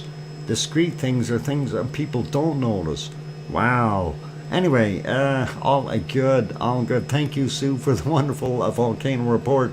And on that friendly note, I am going to get ready for a break. We'll leave it here in Iceland having a look at this. Or unless you want to go somewhere else, let's see. I want to see what's a Popocatépetl doing. It's still off-gassing. Here's your choice. Do you want to see Popo or do you want to see Iceland? I often wonder about the descriptions of some eruptions. Well, yeah, me too. And I know, Sue, I've read them myself and their reports, and I have to shake my head. I think some of it, though, is translation related, and eruption and explosion are things that are not easily translated, and sometimes people have the wrong choice there. All right, so yeah, I don't know, nobody mentioned anything whether they want to watch Popocatépetl or whether they want to continue to peek at Iceland. I'm partial to either one. So Sue is saying Popo. Yeah, all right, well, let's do that. At least there's something going on there. We'll keep an eye on Iceland in the meantime. So don't go away, everyone. I'm going to go for that break, and here comes some music for those good people who are here. If you have hit the like button already, great. If you haven't, help us out and give it a quick pop.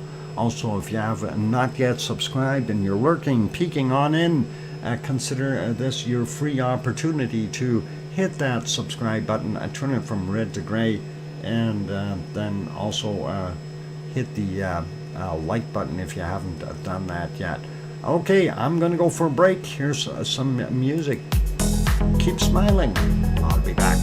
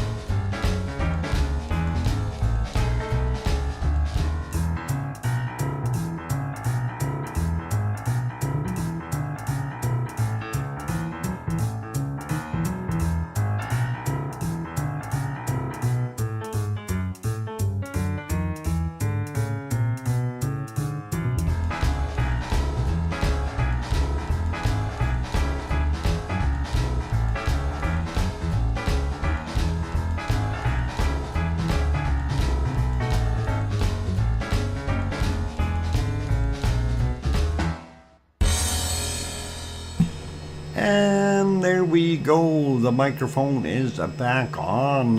Welcome back, everyone. I'm your host, DrFox2000, and you're watching a VolcanoX live stream. And people are seeing all kinds of neat things there that we may see an eruption in a couple of days yet. Well, actually, technically, it could happen as soon as the uplift gets, or the pressure gets high enough, and we see a little bit more uplift, and getting us back over that threshold. So anything is possible, and 2-3 days that could happen. Also, it may happen in 2 or 3 hours. It is Mother Nature, or it may not happen at all. How about that? That really leaves it an open playing field. Anyway, welcome back, everyone. Glad to have you on board, and thank you, John and Sue and Jem, and for the welcome backs. And there's Sharon Stewart. I hear her singing, going, "I hear you, Dr. Fox 2000." And thank you, Sharon. And thanks, Dave. But Dave's not here. And thank you, Arian 6 and Connie and Steph. And anyone else who said welcome back, like Brian. Thank you. 2 or 3 weeks. John, don't be a sadist now. I do understand, though, nothing is written in stone, and unfortunately, so it could happen literally at any point in time. Who said the Q word? I don't know who said the Q word. Thanks, Paige, and welcome back, Andre. Let's continue on here. Where are we going next? We had a look at our volcano report. We did everything else. It's earthquake time. Let's go have a look at earthquakes around the world and take a look and see what we got going on there. First off, a quick peek. I didn't have a look at this too much here earlier, so I was kind of busy, preoccupied with something over in Iceland. Anyway, curse for first responders. Oh, and don't curse the first responders. And they are good people. They're the ones that will get you out of trouble most of the time. Or sometimes they can get you into trouble. Yeah. Anyway, nothing on the Kamchatka Peninsula, but we see some busy stuff on the Aleutian Islands.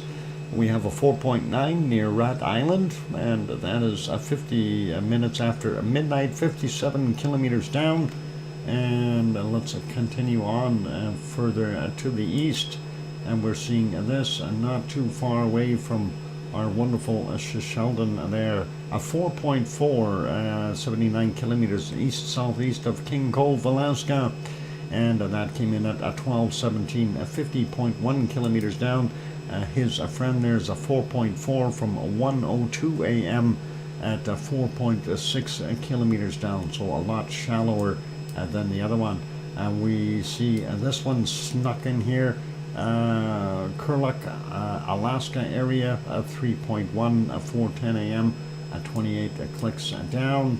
And sliding down the North American west coast, we don't see anything sizable. We have this guy over here at Fort Bidwell, California, 2.7. There was a couple more underneath there. There's another 2.7 underneath it as well. So a little bit bigger quakes. Nothing new at the location here at the Juan de Fuca plate. So that is a little quieter. Whatever it was subsided. Sliding all the way down, yeah, we see a couple little ones here, 2.0 in California. That's nothing to worry about. Still seeing a bunch here in Texas and up in New Mexico, and a few out here in where is that? Kansas and Oklahoma, 2.6 there. 2.6. What do we got? Is this no? That's still Oklahoma. Oklahoma's got quite a few quakes there, and there they go. So that's all those. Another one over here in the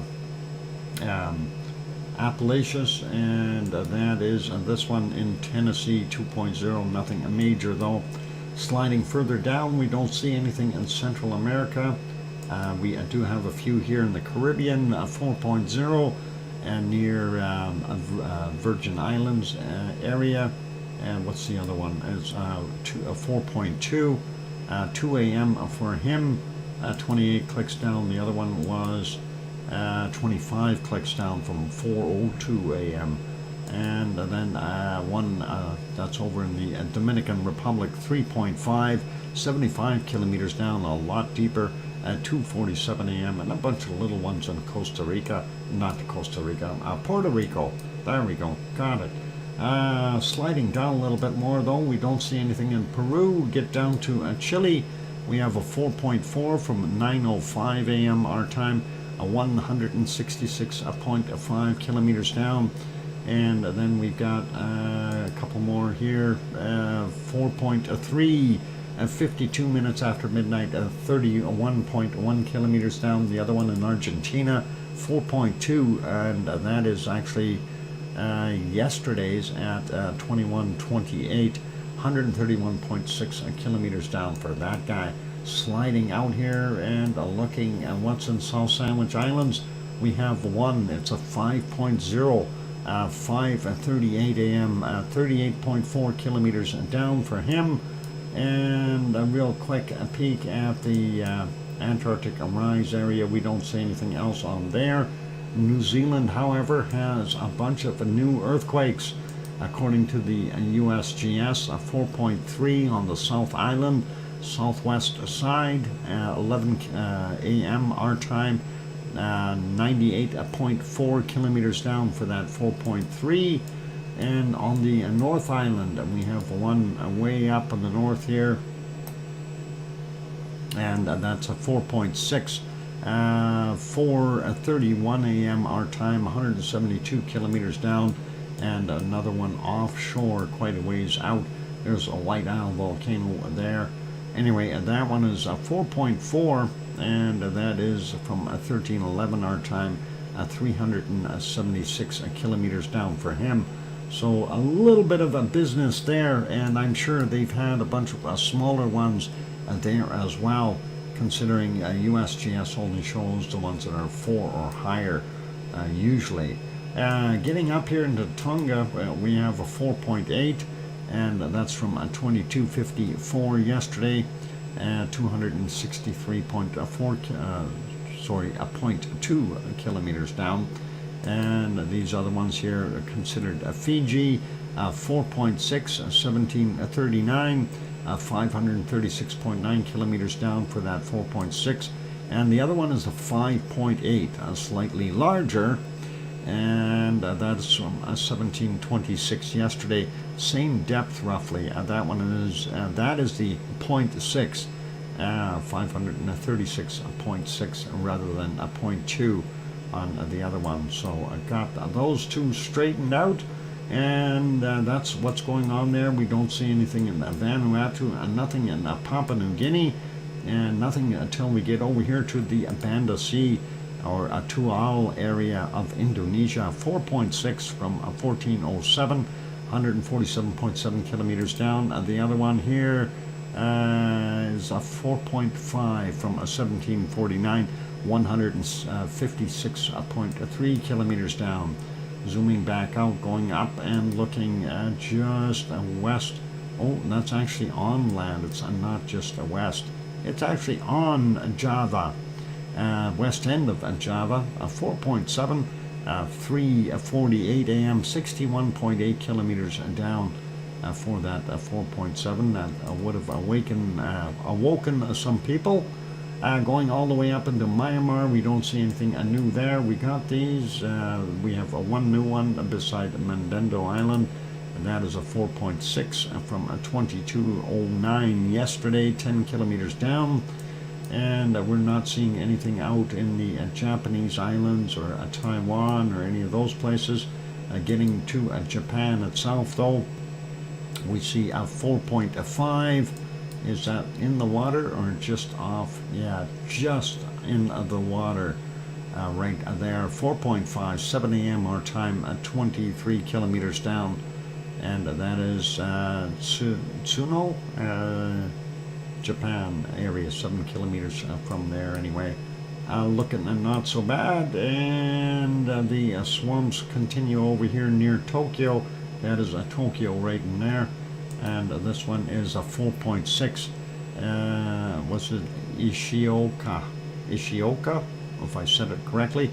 Anyway, for 23 a.m., 11.8 kilometers down for that one.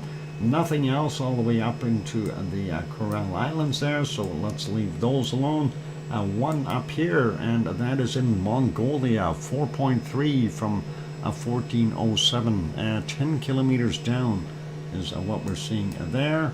And let's see, do we see anything else on the Owen fracture zone? Nope, nothing. And nothing on the Arabian microplate, nothing on the Anatolian microplate, but we do have this on the western edge of the Aegean plate, and that is in Greece, 4.1 from 6:47 a.m. and 93.8 kilometers down. I doubt that Piggy would have felt that. That's way too far away and too weak. And looking over here, nothing new in Italy either.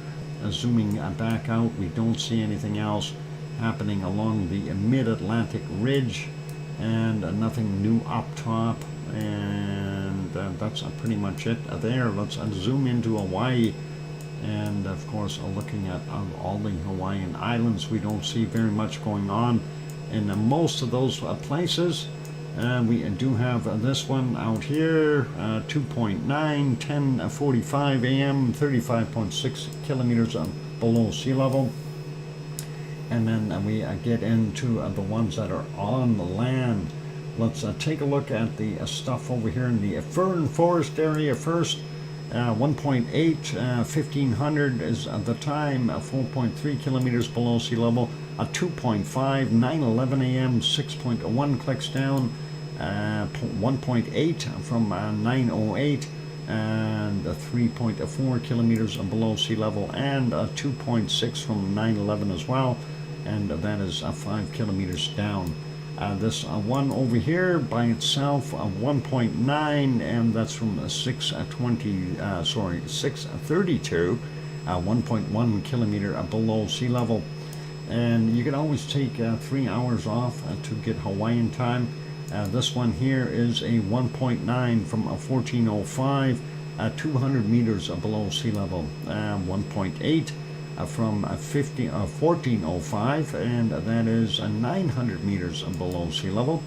1.9 from yesterday at 2150, 1.1 kilometers below sea level. 1.8 from 4:36 a.m., 1 kilometer below sea level, and 2.1 from yesterday at 2151, 1 kilometer down below sea level. So that's it for our Kilauea area. Now moving over, we do see the one up here on the side of the hill, 2.0. Yesterday's 1701, 6.1 kilometer down. I think we may have seen that one. And 2.0 there, 4:10 a.m., 31 kilometers down. And this one is a 1.7 from 1151, 29.2 kilometers down. This newer one northwest of Pahala, 2.3, 1528 is the time, and 32.8 kilometers down. Let's grab some of these other ones here. 2.2, yesterday's 2148, and 31 kilometers down. This one is newer, 2.7, the largest one we see on there today, and that is from 1624, 34.4 kilometers down. And these last three here, 2.2, 1819 yesterday, 33.6 7 kilometers down, and this one is a 2.2 from 8:31 a.m. today, 32.1 clicks down. And our last one is a 1.9 at 5:57 a.m. our time, and that would have been about what is that? 2:57 Hawaii time. 31.4 kilometers down for him, and that is it. Oh, and did we? Yeah, we got the one out in the water. The 2.9. That's actually the biggest one. And the 2.7 comes in second, but hey, that's not on land, so it doesn't count. 10:45 and 35.6 kilometers down for the 2.9. Anyway, that's it for earthquakes around the world. So gives you a little bit of an idea what's shaking and what's not shaking. Thank you, Sue, for that 3-minute warning. I did notice that. And let's put us back over here to Iceland, and all good. So yeah, let's see, I believe in EU, and I regret that our friends in Belgium don't want to be with us. Yeah. The EU is a tough thing to deal with, because some countries feel that they don't want to be stuck with other people's debts and things like that. I don't know. It's kind of weirdish. They're not working well together. Anyway, they're trying. It's always politically a difficult thing to work out. Anyway, let's leave that there, and we'll stay away from politics. And that is important in this channel. We talk about volcanoes, and it's what we do. All right, so yeah, just about a break time again for me, and when we get back from the break, what we will do is we'll go through our SO2 map and see what's happening around the world. And on those friendly notes, if you haven't yet hit that like button, help us out, give it a quick bump. Also, if you have not yet subscribed, consider subscribing if you feel we've earned it. On that friendly note, yep, there Mars saying a Pepsi time, you better believe it, was not, what? Never mind, John. Yeah. Okay, principle. All right, no worries. I was talking more about the west of the civilization with Europe and its origins. Yeah, okay. Let's stay away from the politics. That's all I ask. All right, good stuff. Let's leave it there. I'm gonna go take a break. Keep your eyes on your fries, and we'll see if Iceland does get a chance to erupt. You never know. And we will get back to the show in a few minutes, and then we'll go do some weather. SO2 first, then the weather. I'll be back. Keep smiling. Here's some music.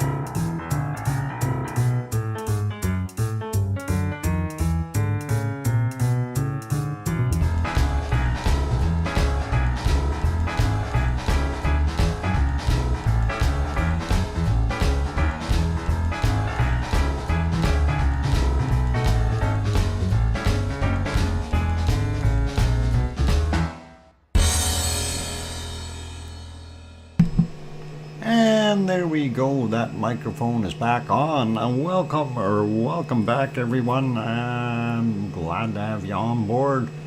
And yeah, we're still kind of, you know, disappointed that we don't get our eruption today. Darn it. Anyway, thank you for the welcome backs from John Raper, and then Sharon Stewart is singing it again, going, I hear you, Dr. Fox 2000. Thank you, Sharon, and thanks Sue and Steph and Mars and Arian 6 and Dave, who's not here, and thanks Gem T. And Sharon saying, sing it, Doc. No, I don't. My voice isn't good enough for that. I can't sing. I barely can put 3 words together. Blowing and snowing. Oh boy. Yep. I hope they don't get too much. Good night there from Andre. Andre, get some sleep, rest well, my friend, and be safe in your adventures. Don't burn out your voice with all that singing. Let's try to sing that. Don't burn out your voice with all that singing. Dr. Fox 2000. Oh boy, I kept that quiet. Anyway. All good. Let's carry on with what we're doing now. It is time to go and look at our SO2 map, and we'll have a quick peek. Yep, up here in the northern hemisphere is what we'll look at first, really. Not bad there over the Kamchatka Peninsula. We're still seeing that stuff that was coming in yesterday, still inundating most of North America's west coast, as we can see there, all the way from Alaska down to the bottom end of California, and that of course is working its way through both Canada and a good portion of the US already as well, and the residual stuff from yesterday still moving through eastern parts of Canada. And then we see up here in Nunavut doing its thing. It's fairly heavy up all the way through around Greenland, though. Greenland is seeing some clean air, but also still has quite a bit of extra stuff that needs to be gotten rid of. And we see that over here in the Atlantic Ocean, of course, around Iceland, and of course western parts of Europe here, like Portugal, Spain, France, and England and Ireland, Scotland, those areas for sure. And then more sitting in between, and of course the rest is pretty normal. Popal doing its thing, and then looking at the southern hemisphere. This stuff that emanated from all the way over here is basically gotten busted up and starting to really dissipate. This extra heavy plume that was in here yesterday is moved way over. I'm surprised how far it has gone, but it looks like it is being demolished as well by the local weather. Anyway, let's zoom in here and start out at the Kamchatka Peninsula. We have Shivalish and Klyushevskoy and Bezimiani and Karimsky and Matnovsky, and then that's on the peninsula. That's a bunch of the active ones.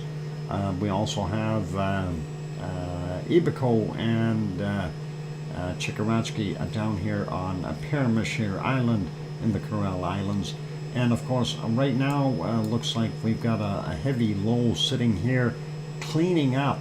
Probably got a lot of precipitation in it, and taking out a lot of that SO2 and turning it into ocean water as it gets washed out. Looking at the rest of the areas here, we don't see anything too heavy. Northern areas, though, still in Russia, it's got quite a bit there.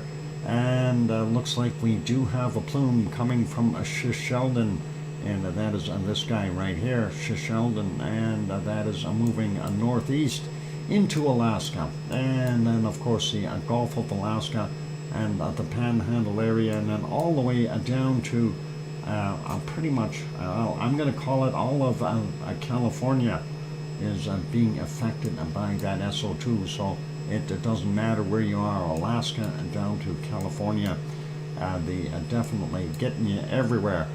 Heavier up here in the Panhandle of Alaska, and then getting up into the Yukon, Northwest Territories. I'm surprised their levels are that high up there. It's unusual. British Columbia, pretty solid cover. Same thing with Alberta and Saskatchewan and Manitoba, and pretty much all of Ontario. Well, actually, the little strip through here is, I guess we can count on it. That's Lake Superior and Thunder Bay. Timmins, not bad, and then that goes all the way out here to Labrador, and kind of interesting to see how we continue to have one little strip in there that's not affected. Anyway, Quebec got fairly heavy levels, and then of course we get over to the east side of the country. We see parts of Newfoundland not so bad, as well as Labrador, but we do have those heavier levels. Looks like it's starting to get a little bit better as things move through here, but maybe a round two is coming with this stuff pushing up, depending on the winds and how much precipitation is in this area. But we do see that on the St. Lawrence Seaway area and Nova Scotia, PEI, and New Brunswick, quite heavy, and Ontario as well, and then the industrial areas here in the U.S. Pretty normal there for that kind of stuff, and not quite as heavy. Looks like, I guess, from Carolinas and Kentucky on downward, not that bad. Bottom end of Florida getting hit by that stuff from Popocatépetl here in Mexico. And we do have a fairly good sized clear patch in the middle of the United States and northern Mexico as well, but the western side all covered with fairly dense SO2 from the material coming in off the ocean. Further down here, looking at what we're seeing from Central America and Mexico, that is all getting out into the Pacific for the most part, so that is hopefully going to get cleared out.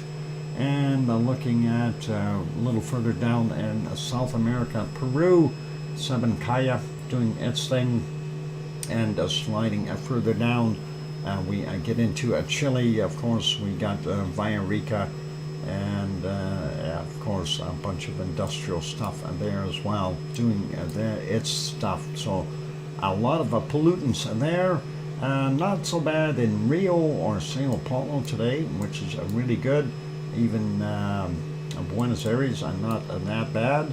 And let's see what else we got. A white Michael volcano out here, throwing out quite a bit of SO2 from that one today. A little bit odd to see that, and of course we see that other residual stuff that is being broken up. Let's have a look at New Zealand, a White Isle volcano, throwing out a little bit there, but not as heavy as before. And all of Australia not looking bad at all. A little bit from the oil refinery down there near Melbourne, the coking plants around Sydney, and I'm not sure what's going on up here, but there are some people living there, so it could be a little bit of people pollution. And out here in Tonga, we do see it continuing to off-gas a little bit, as well as in Vanuatu, from Yasur, Gawa, Eoba, Abrams there, and pretty normal for what we see there in Papua New Guinea as well. And of course Luotolak and Luotomai Laki, both responsible, more of it coming from Luotolak. And then we continue to move over a little bit more. Semeru responsible for this area, fairly heavy, and well, Merapi is in there doing its thing, but I don't know how much is coming out of it. And of course we see a heavier plume in here. I don't know if that's a people pollution or just something that drifted in from Jakarta area. Anyway, Jakarta looking pretty heavy, not quite as bad out here at Krakatau, but I'm sure that is adding to the levels there in Jakarta. Moving up onto Sumatra, we do have Kerinci right here doing its thing, and then our wonderful Marapi is here, and that's probably responsible for that cloud. So that is pretty cool. And Sinabung up here, responsible for most of this, a fair amount of SO2 coming from it.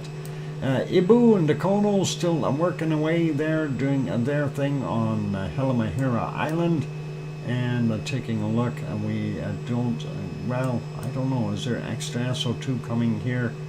Our wonderful, yeah, that almost looks like it's coming from this area, not just over here from Mayon. I wonder if they got something else going on there. But yep, Mayon definitely all degassing, off-gassing. I know some people think it's a kind of a bad thing, saying off-gassing. But hey, that's what they do. So, you know, they're degassing, off-gassing.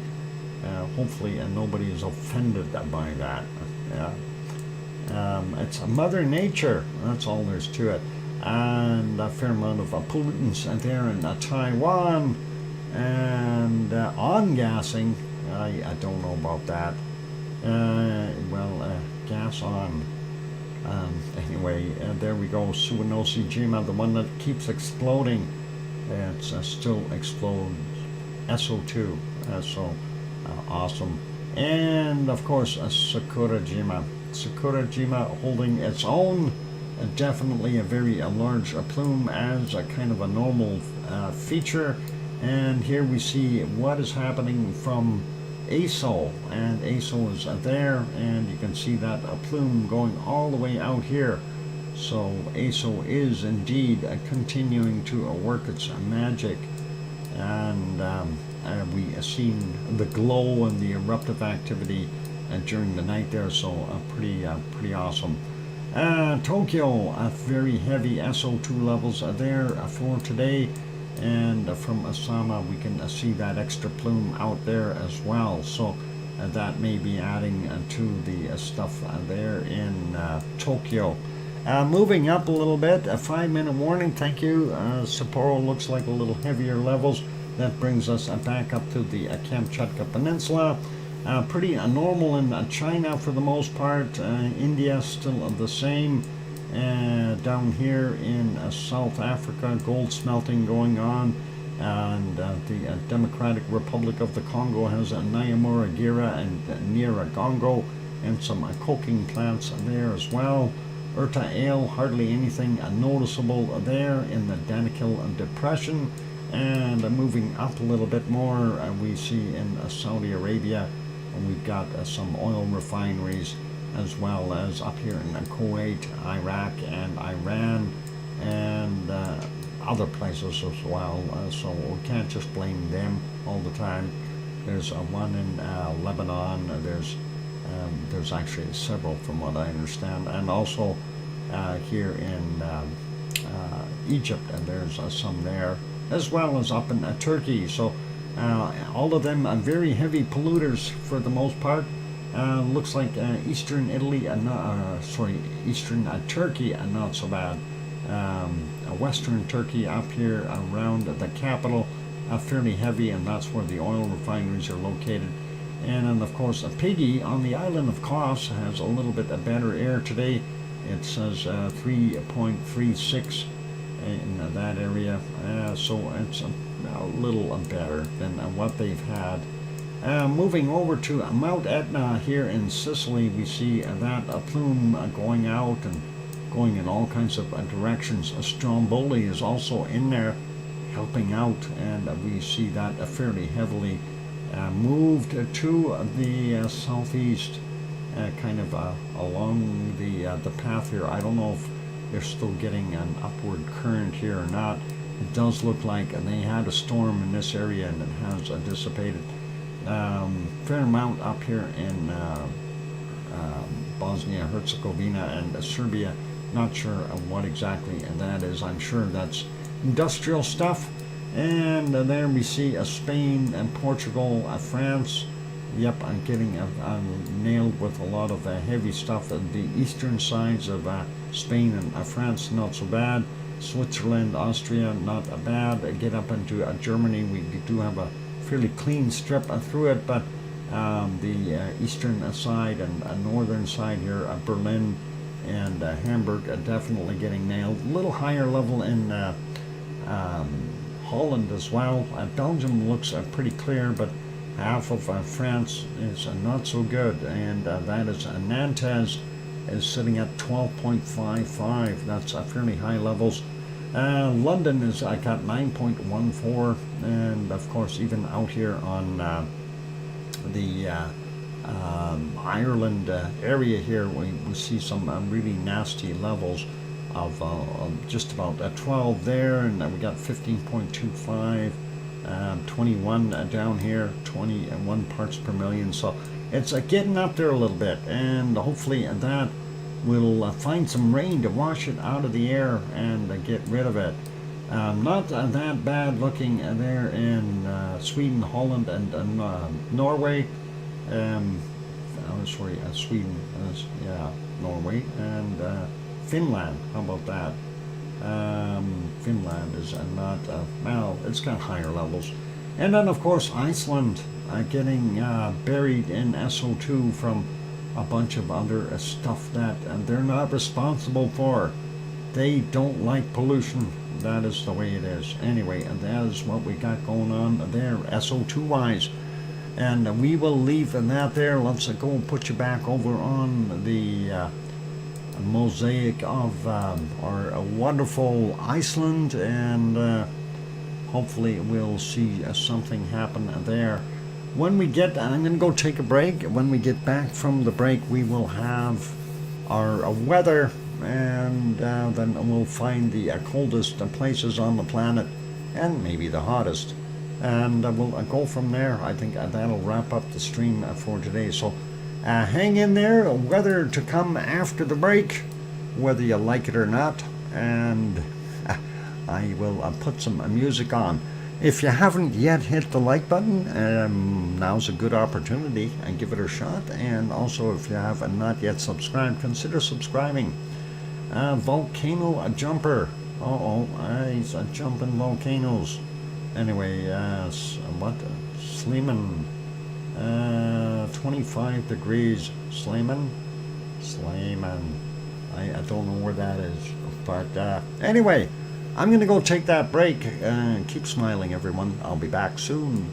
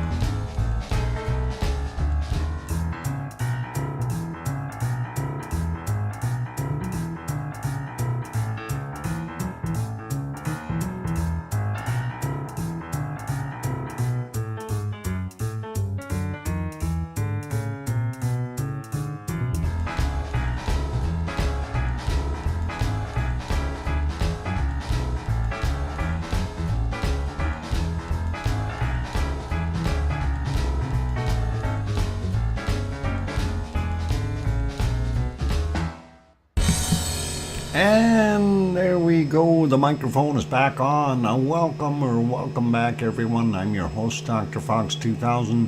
You're watching VolcanoX, a live stream. Thank you for the welcome backs there, Jem and Sue and Steph and Brian and Perfectibility999. Thank you. And yeah, we do see a bunch of aurora there in Iceland. There's Sharon Stewart singing, I hear you, Dr. Fox 2000. Again, oh wow. Northern Lights happening there in Iceland, so pretty cool to see that. Hopefully they will be all good for those people that do like them. And I mean, I like them myself, but I've seen them many times, so I don't want to sound rude, but the thrill is gone. You know, unless it's some really spectacular stuff. And Barbara, if you haven't looked back in my videos, there was one night that was really spectacular, and I made it into a little bit of a time lapse, and you might want to have a look at it. It is absolutely stunning as far as the way everything was happening, and this is minor detail compared to the movement that we were seeing on the other ones. Thanks, Mars 2028. You're watching the Aurora X live stream. Yeah, well, hey, we are watching what we can, and that is, you know, what it is. So all cool. Anyway, our recap real quick. Iceland, of course, that big swarm. We thought we're going to see magma and or lava, and no joy, unfortunately. And that is what it is. So we're kind of disappointed, but you never know. Another day or two or three, who knows when it will pop. But it will eventually pop.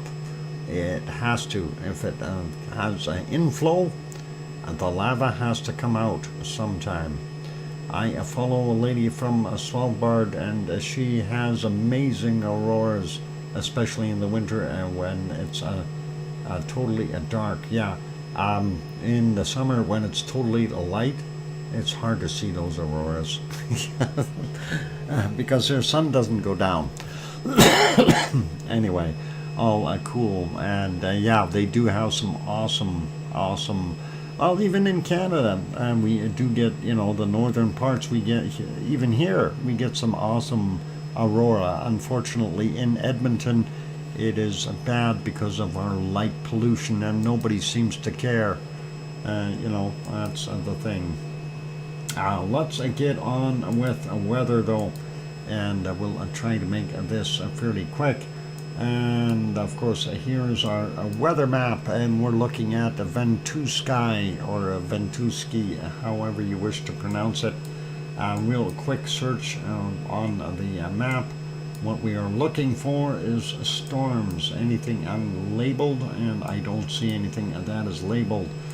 Pretty normal stuff, a bunch of lows sitting there in the Kamchatka Peninsula, the Aleutian Islands, northern Alaskan waters here, the Gulf of Alaska, and even off on the just on the coast of British Columbia with a low there. Some highs further down. Those highs need to move up and pump more warm air in here. We need that.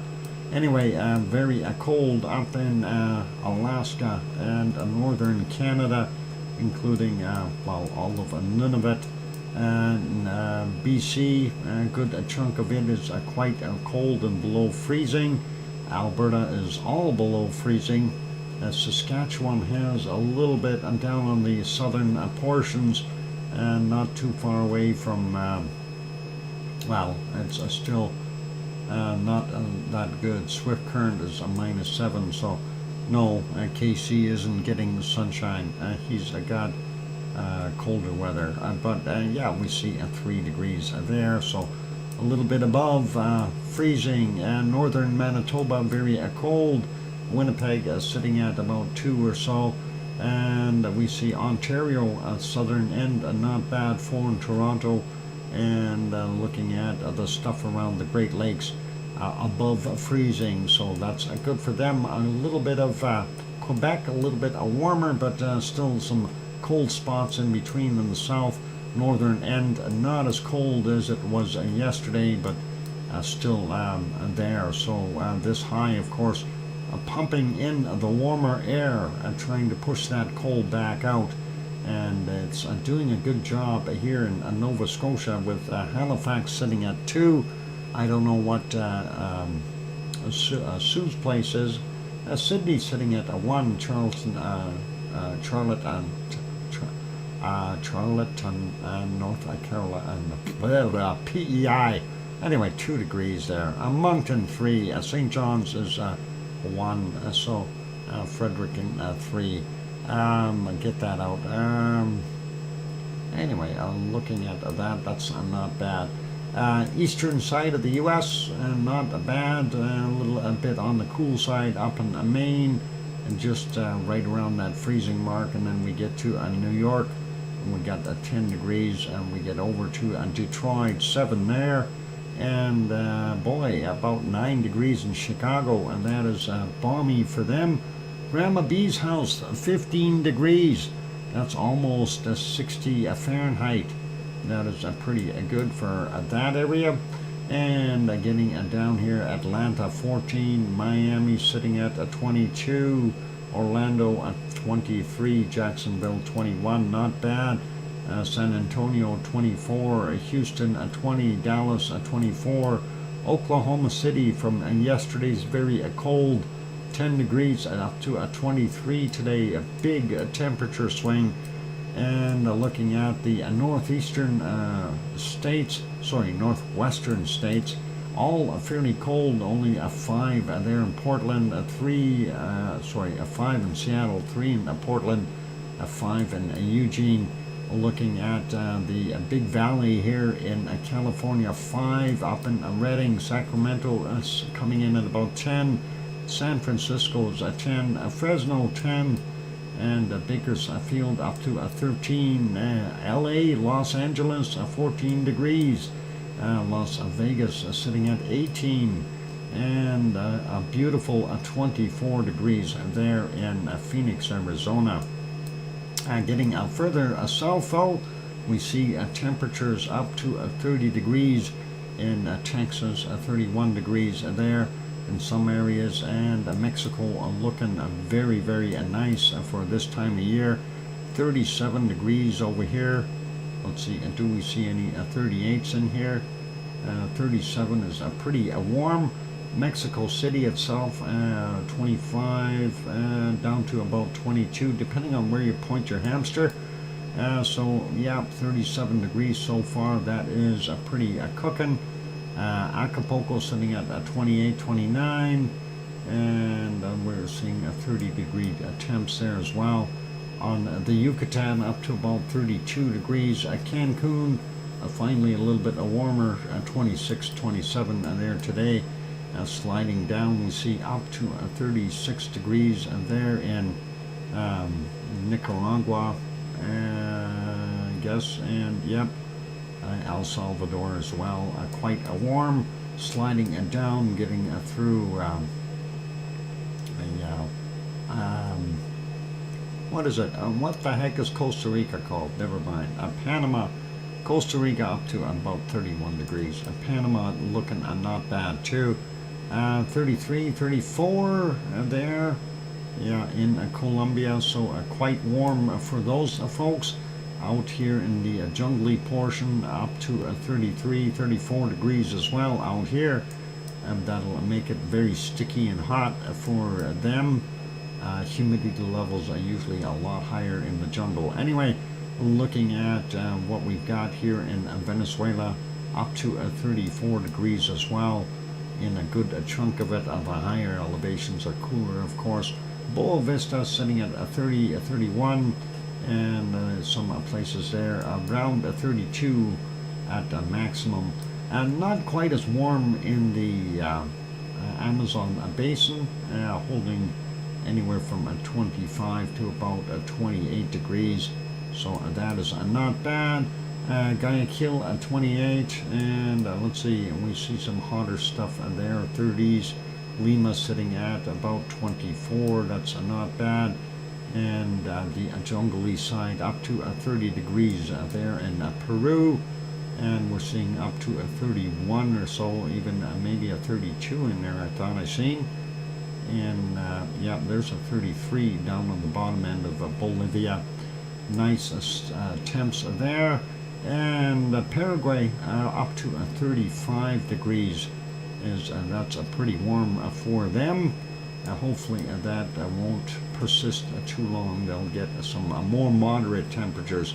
And let's see, 25 in Rio de Janeiro, 20 in Sao Paulo, and now Argentina 34s for sure. And let's see, I thought I seen 35s up here near the border as well.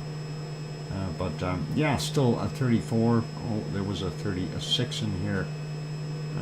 So yeah, Argentina is definitely got that. There it is, 36 right there. And yeah, that's the high so far there. But that doesn't beat Mexico. So 37 degrees. And let's see, 18 in Christchurch in New Zealand. Wellington sitting at 17, they're a little on the cool side yet. 21 there in Hastings, Taupo coming in at about 17. Hamilton is 21, and up to Auckland sitting at 19. 22 or so on some of the places there on the peninsula. Let's move over and look at Tasmania. Not quite as warm. Looks like they've got some cold air pumping up from the south. 13 degrees down there at Hobart. Melbourne also getting some of that colder air blasting up from the Arctic stuff. 17 there in Melbourne. We've got 17 in Adelaide. Canberra's 21. Sydney sitting at 24. And going up to Brisbane, and we see 29 degrees. Starting to search for those high temperatures. And Mexico may have everybody beat. We see Australia is only getting to about 36 there. No, not even a tie. Perth is 26 today as well. Let's zoom in here a little bit. Yeah, a 35. There's a 36. Don't see a 37 in there. So Mexico has won it for so far, unless we find something hotter in other places, and I don't believe we will.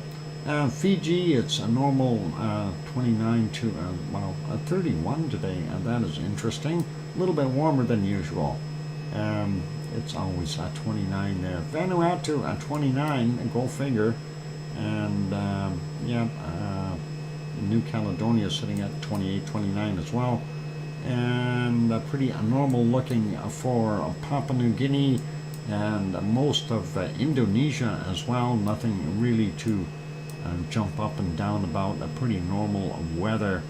27 in Bangkok right now, 27 in Manila.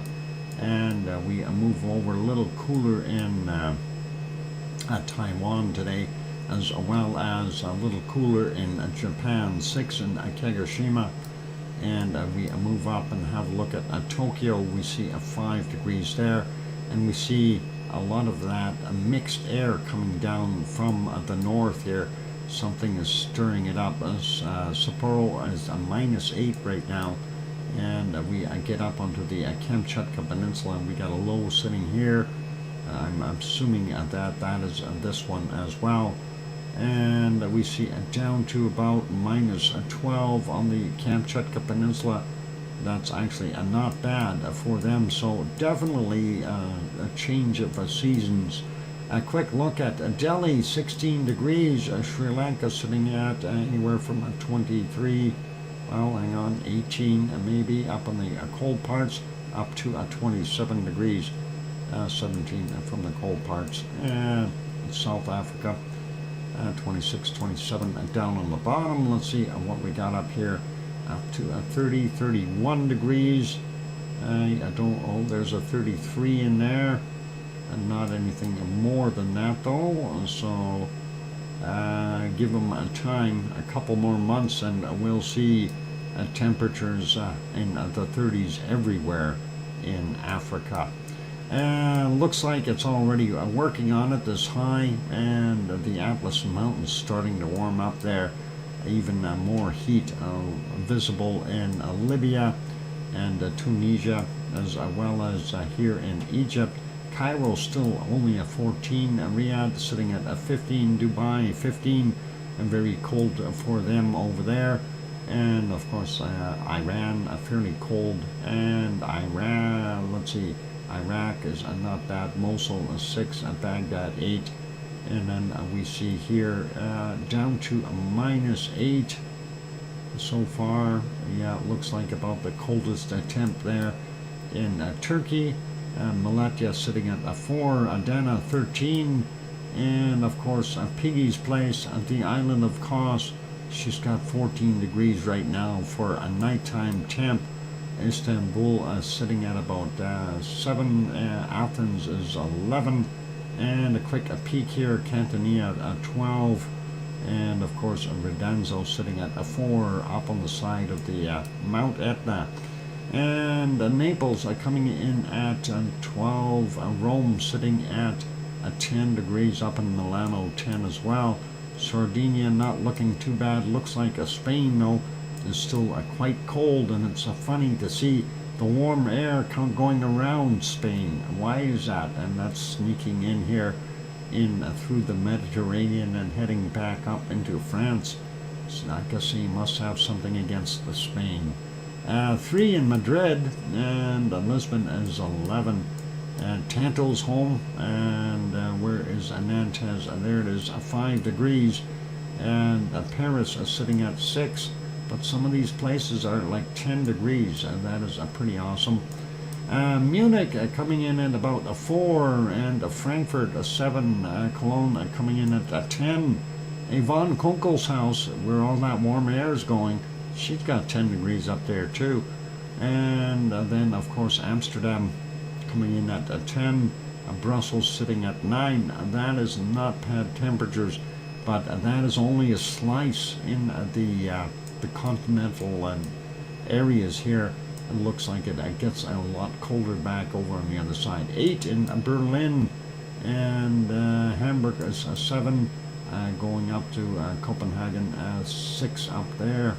Aarhus is 6, and we'll a quick peek at Oslo is 3, Stockholm 3, Helsinki sitting at 0, and let's go take a look at England and take a look and see what we got. 2 in London, and looks like Wales even a little bit colder in some places. Coastal areas maybe up to 5 and 6, but the interior here down to 0. And Leeds is sitting at 3, Glasgow sitting at 4, Aberdeen is 5 degrees, the Highlands though down to 0 or -1, and Dublin sitting at 2, and home of Irish Monk on the other side there about a +3.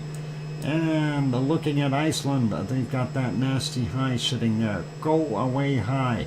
That will keep things cold and stable. We don't want cold. Go away. We want a volcano.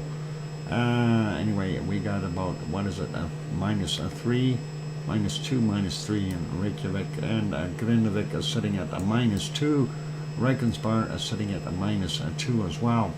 All right, let's leave that be and go find the coldest temperatures on the planet, and we'll finish off the show. So yeah, I'm already seeing a -68 there. That is pretty chilly. -68 so far in our wonderful Antarctica. -68. Do we have anything colder than a -68? 66, 65, no. 63, 64, that is not going to work. And let's see. we have to find something colder.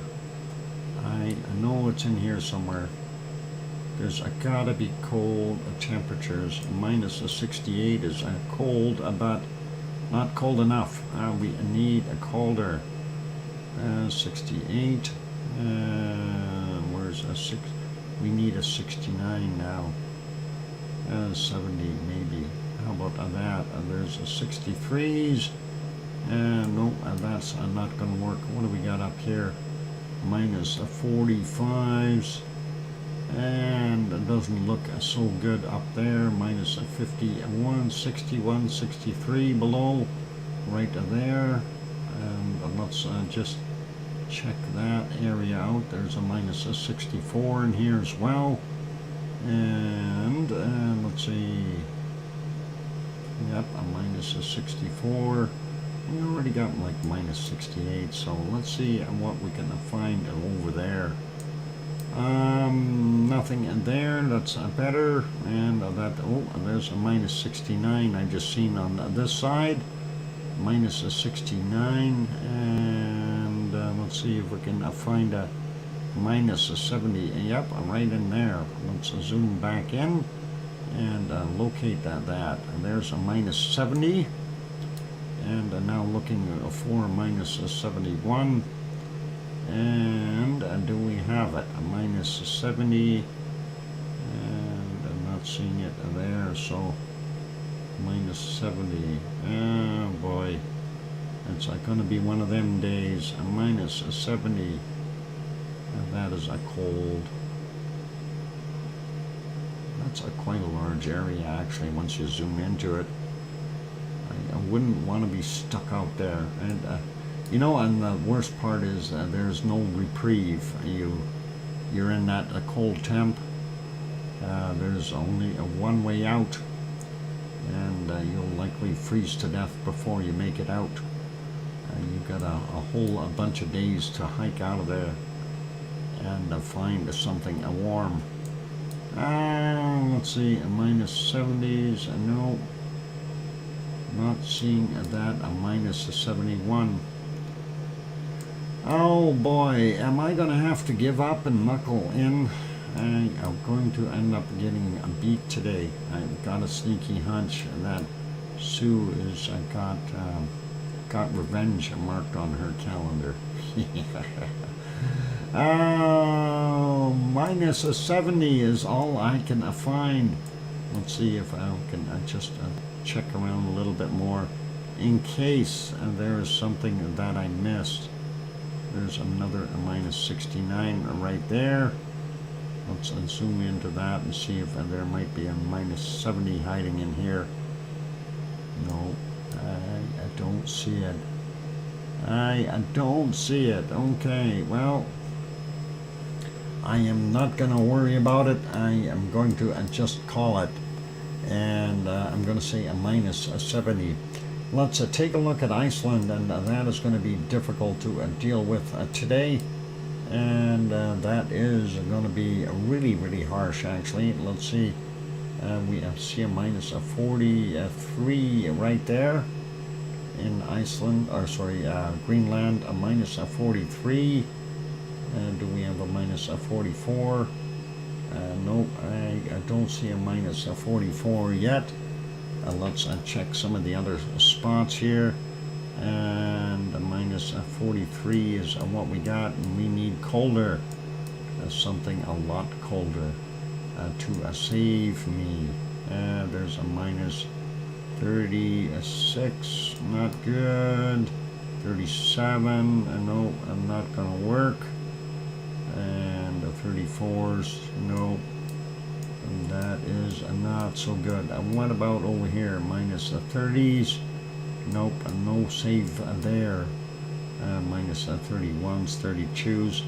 Well, no, I think we're done. So, yep, we have that a minus 43, and I don't see anything colder. So I'm going to leave that there. Let's see if Canada can save me, eh? Oh, punny. And there's a minus 45 already, 46 and below. And let's see if we can find something just a tad colder to help us out here. I thought I seen a minus 48 right there too. I'm gonna check over here first. I need to zoom in there though. Minus 45. And there's a minus 48 right there. 47 and 46. Okay, we have a minus 48 so far, and I don't see anything colder in that region. Let's just head on over to the other one. Here's a minus 42s. Let's zoom back out of there, go back into this area. There's a minus 44. We already have a minus 48, so let's see what we can find and freeze us to death. 40s, I'm not seeing it there, or here, or there. Let's go back up here for a second. A minus 41, there's a minus 44. And do we have anything colder in that region? No, it doesn't look like it. A minus 43. So far we have a minus 48, but nothing colder. Let's see if we can spot some colder stuff here somewhere. There's another a minus 43 and 45 right there. Let's see if we can maybe find a minus 50. That'd be nice. Minus 45, and let's see if we zoom into that just to double check.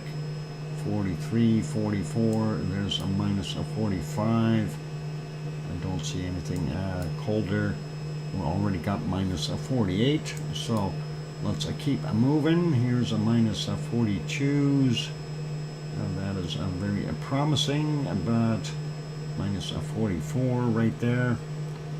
And do we have anything colder right there? Nope, it doesn't look like it. Alright, zooming back out, looking in the other areas. There's another minus 43. And that seems to be about the size of that one. Minus 40s there. I hate these islands. So many things to look at. 43. And boy, oh boy. And up here, 41s. Yep, and looking here, 42, 43.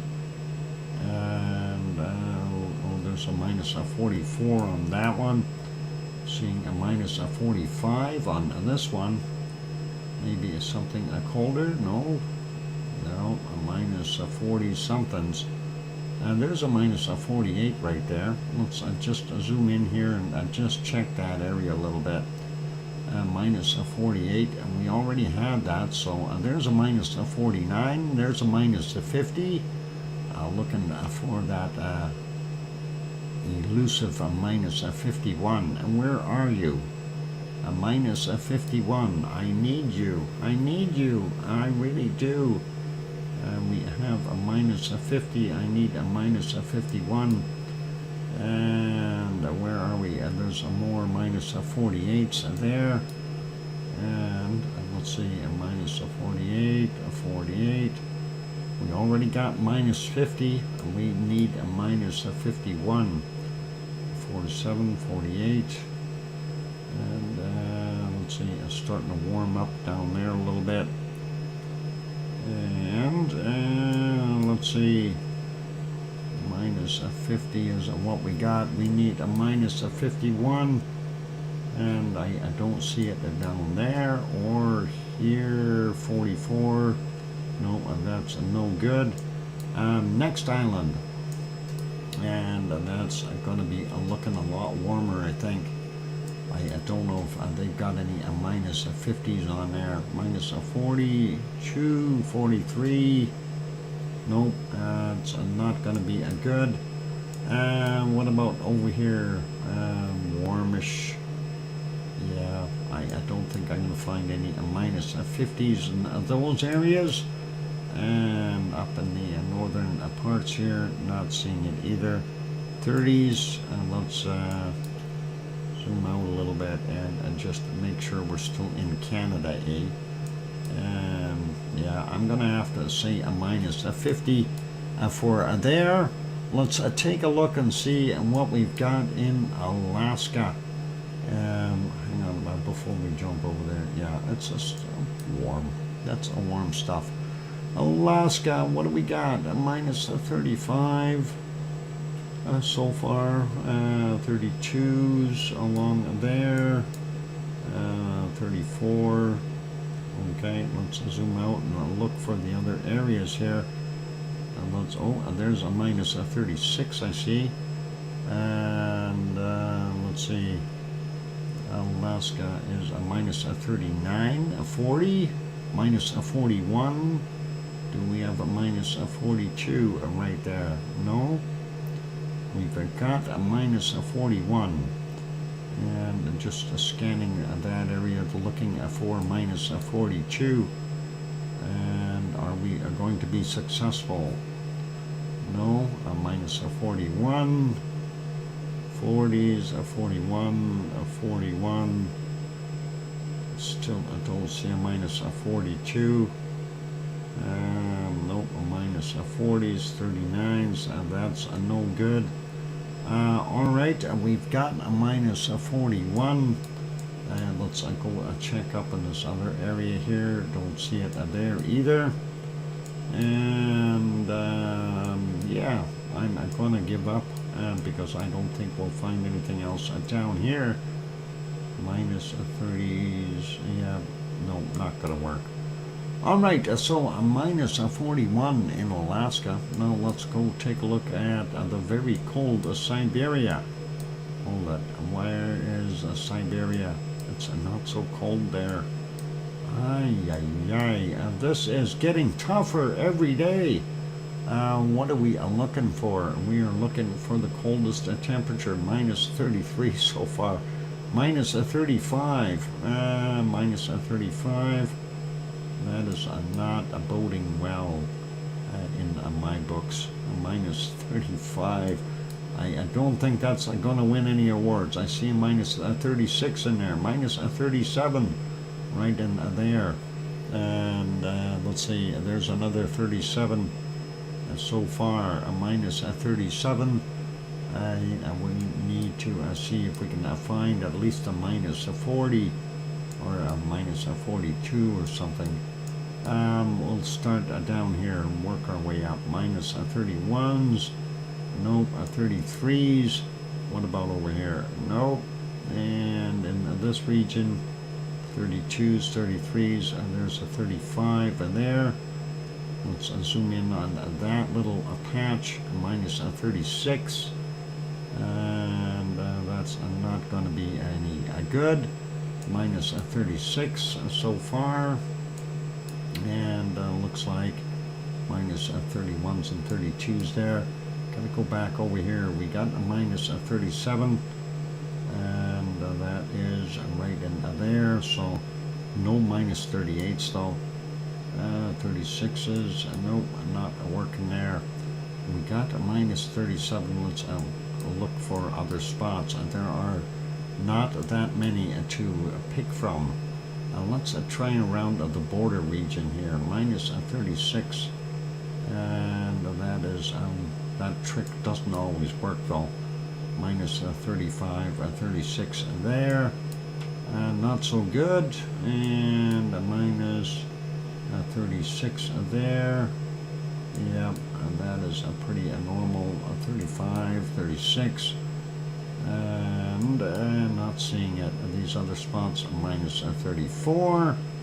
And let's see. Well, I gotta zoom back out and get my eyeballs to refocus.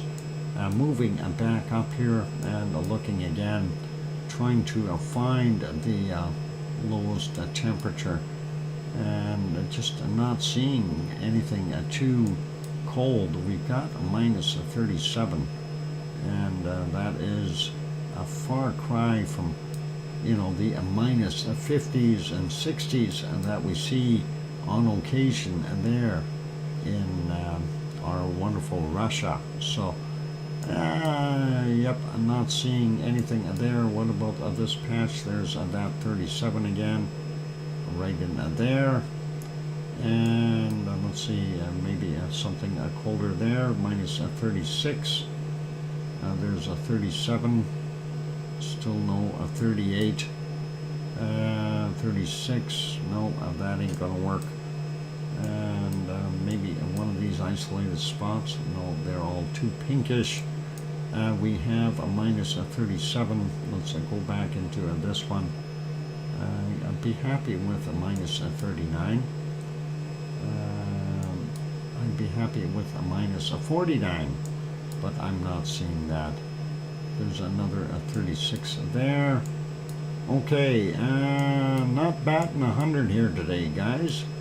And unless there's something in one of these little spots, and it's probably what it is. It's an isolated little spot somewhere that is very, very cold.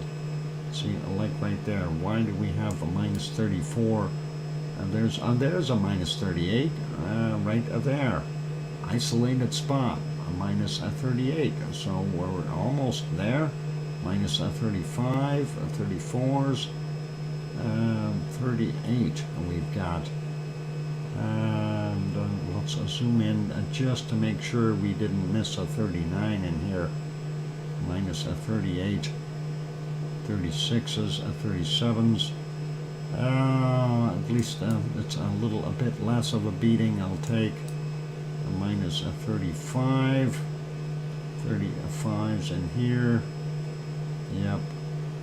Well, we've got a minus 38 and nothing lower. I don't know what Sue has found, but I'm sure she's whooped me. She's probably found minus 40 something. What about on this island? What's up here? Minus 30s. No, darn it. I was hoping. Wishful thinking. Okay, I found a minus 38. That's it. All I got, and we're all good. That's it. How badly did I get beat today? Close game, a 2-degree beating. I feel horrible now. That is a terrible 2-degree beating. Always difficult to take those beatings. Anyway, excellent, Sue, and thank you for the wonderful challenge there, and congratulations on winning once again. Let's get us back over to Iceland, and we'll fix that screen in a second there as soon as I can get to it, and find out, well, I don't know why it keeps doing that, but we'll move it back to live. Hopefully. I think I have to refresh it again. I don't know why it keeps doing that. There we go. All right, for those good people who are here, thank you, everyone, for being here. And appreciate all of you. And unfortunately, we don't have an eruption to talk about. Just to sum up what has taken place. Of course, the earthquake swarm started out. There was a magma movement. There was no question about that. And then what ended up happening is things started to die down again, and slowed down a whole bunch. So that is something, that it happens, and it happens frequently with stuff on the Reykjanes Peninsula. It's not the first time, and it will not be the last time. Where we get a series of quakes, and it scares everyone, and people evacuate, like in this case, the evacuation of the Blue Lagoon, as well as the rest of the Grindavik, whoever was there. So there we have it, and we're still waiting, and of course these quakes will clear out the rest of the way, and we will likely see new quakes starting. Of course, every time there is a magma intrusion, it expands areas, and things will contract once again. And this is the kind of stuff that we can expect to have happen. So, pretty normal for there. Anyway, we'll likely see more activity in the near future. Within it may be a today, tomorrow, Monday, a Tuesday, a kind of thing. Who knows? Anyway, let's wrap her up. So thank you everyone for being here. Big thank you to our gift givers and super chatters. And we'll start out by saying thank you to Linda for throwing in, Linda Schoof threw in a 5-pack earlier. And then Piggy threw in 2 of the wonderful gifts of, 2 pounds each. And thank you, Piggy. And Andre threw in 1 gift membership, and Grandma B also threw in a gift membership. And somebody else had renewed as well. So thank you guys. I appreciate that. At least I think I got all of you. I'm going to double check, make sure I didn't miss somebody here. Yeah, I know. Andre, we got yours. And somebody, Thor, renewed his membership. So that's where the other one is. Okay, all cool. Thanks, you guys. And I appreciate the wonderful support. Also appreciate everyone being here. Also a big thank you to our moderators, Arizona Snowman and Piggy and Sue and Yvonne Kunkel and CND Boy and Gary 24/7 Live, AZ Skies and Siggy and Mona Lisa Smiles and Agura. And I guess that's about good for now. There are others. Thank you all for being here and helping out. Really do appreciate it. And on those friendly notes, time for me just to wrap things up. Thank you, everyone. And please have yourselves a wonderful evening, a night, morning, or daytime, depending on where you are around the world. And, of course, great show. And now we're just waiting for Danny volcano to erupt. Danny volcano? Oh, okay. Well, it's waiting. The waiting game. It's hard to wait for volcanoes. They are stubborn. It's Mother Nature for you. Anyway, be good, be kind, take care of yourselves, and please, please, most of all, tell your loved ones that you love them tonight, for tomorrow is never promised. I'm your host, DrFox2000, here in Edmonton, Alberta, Canada. We'll see you all tomorrow. Take care, a good night, and oink oink!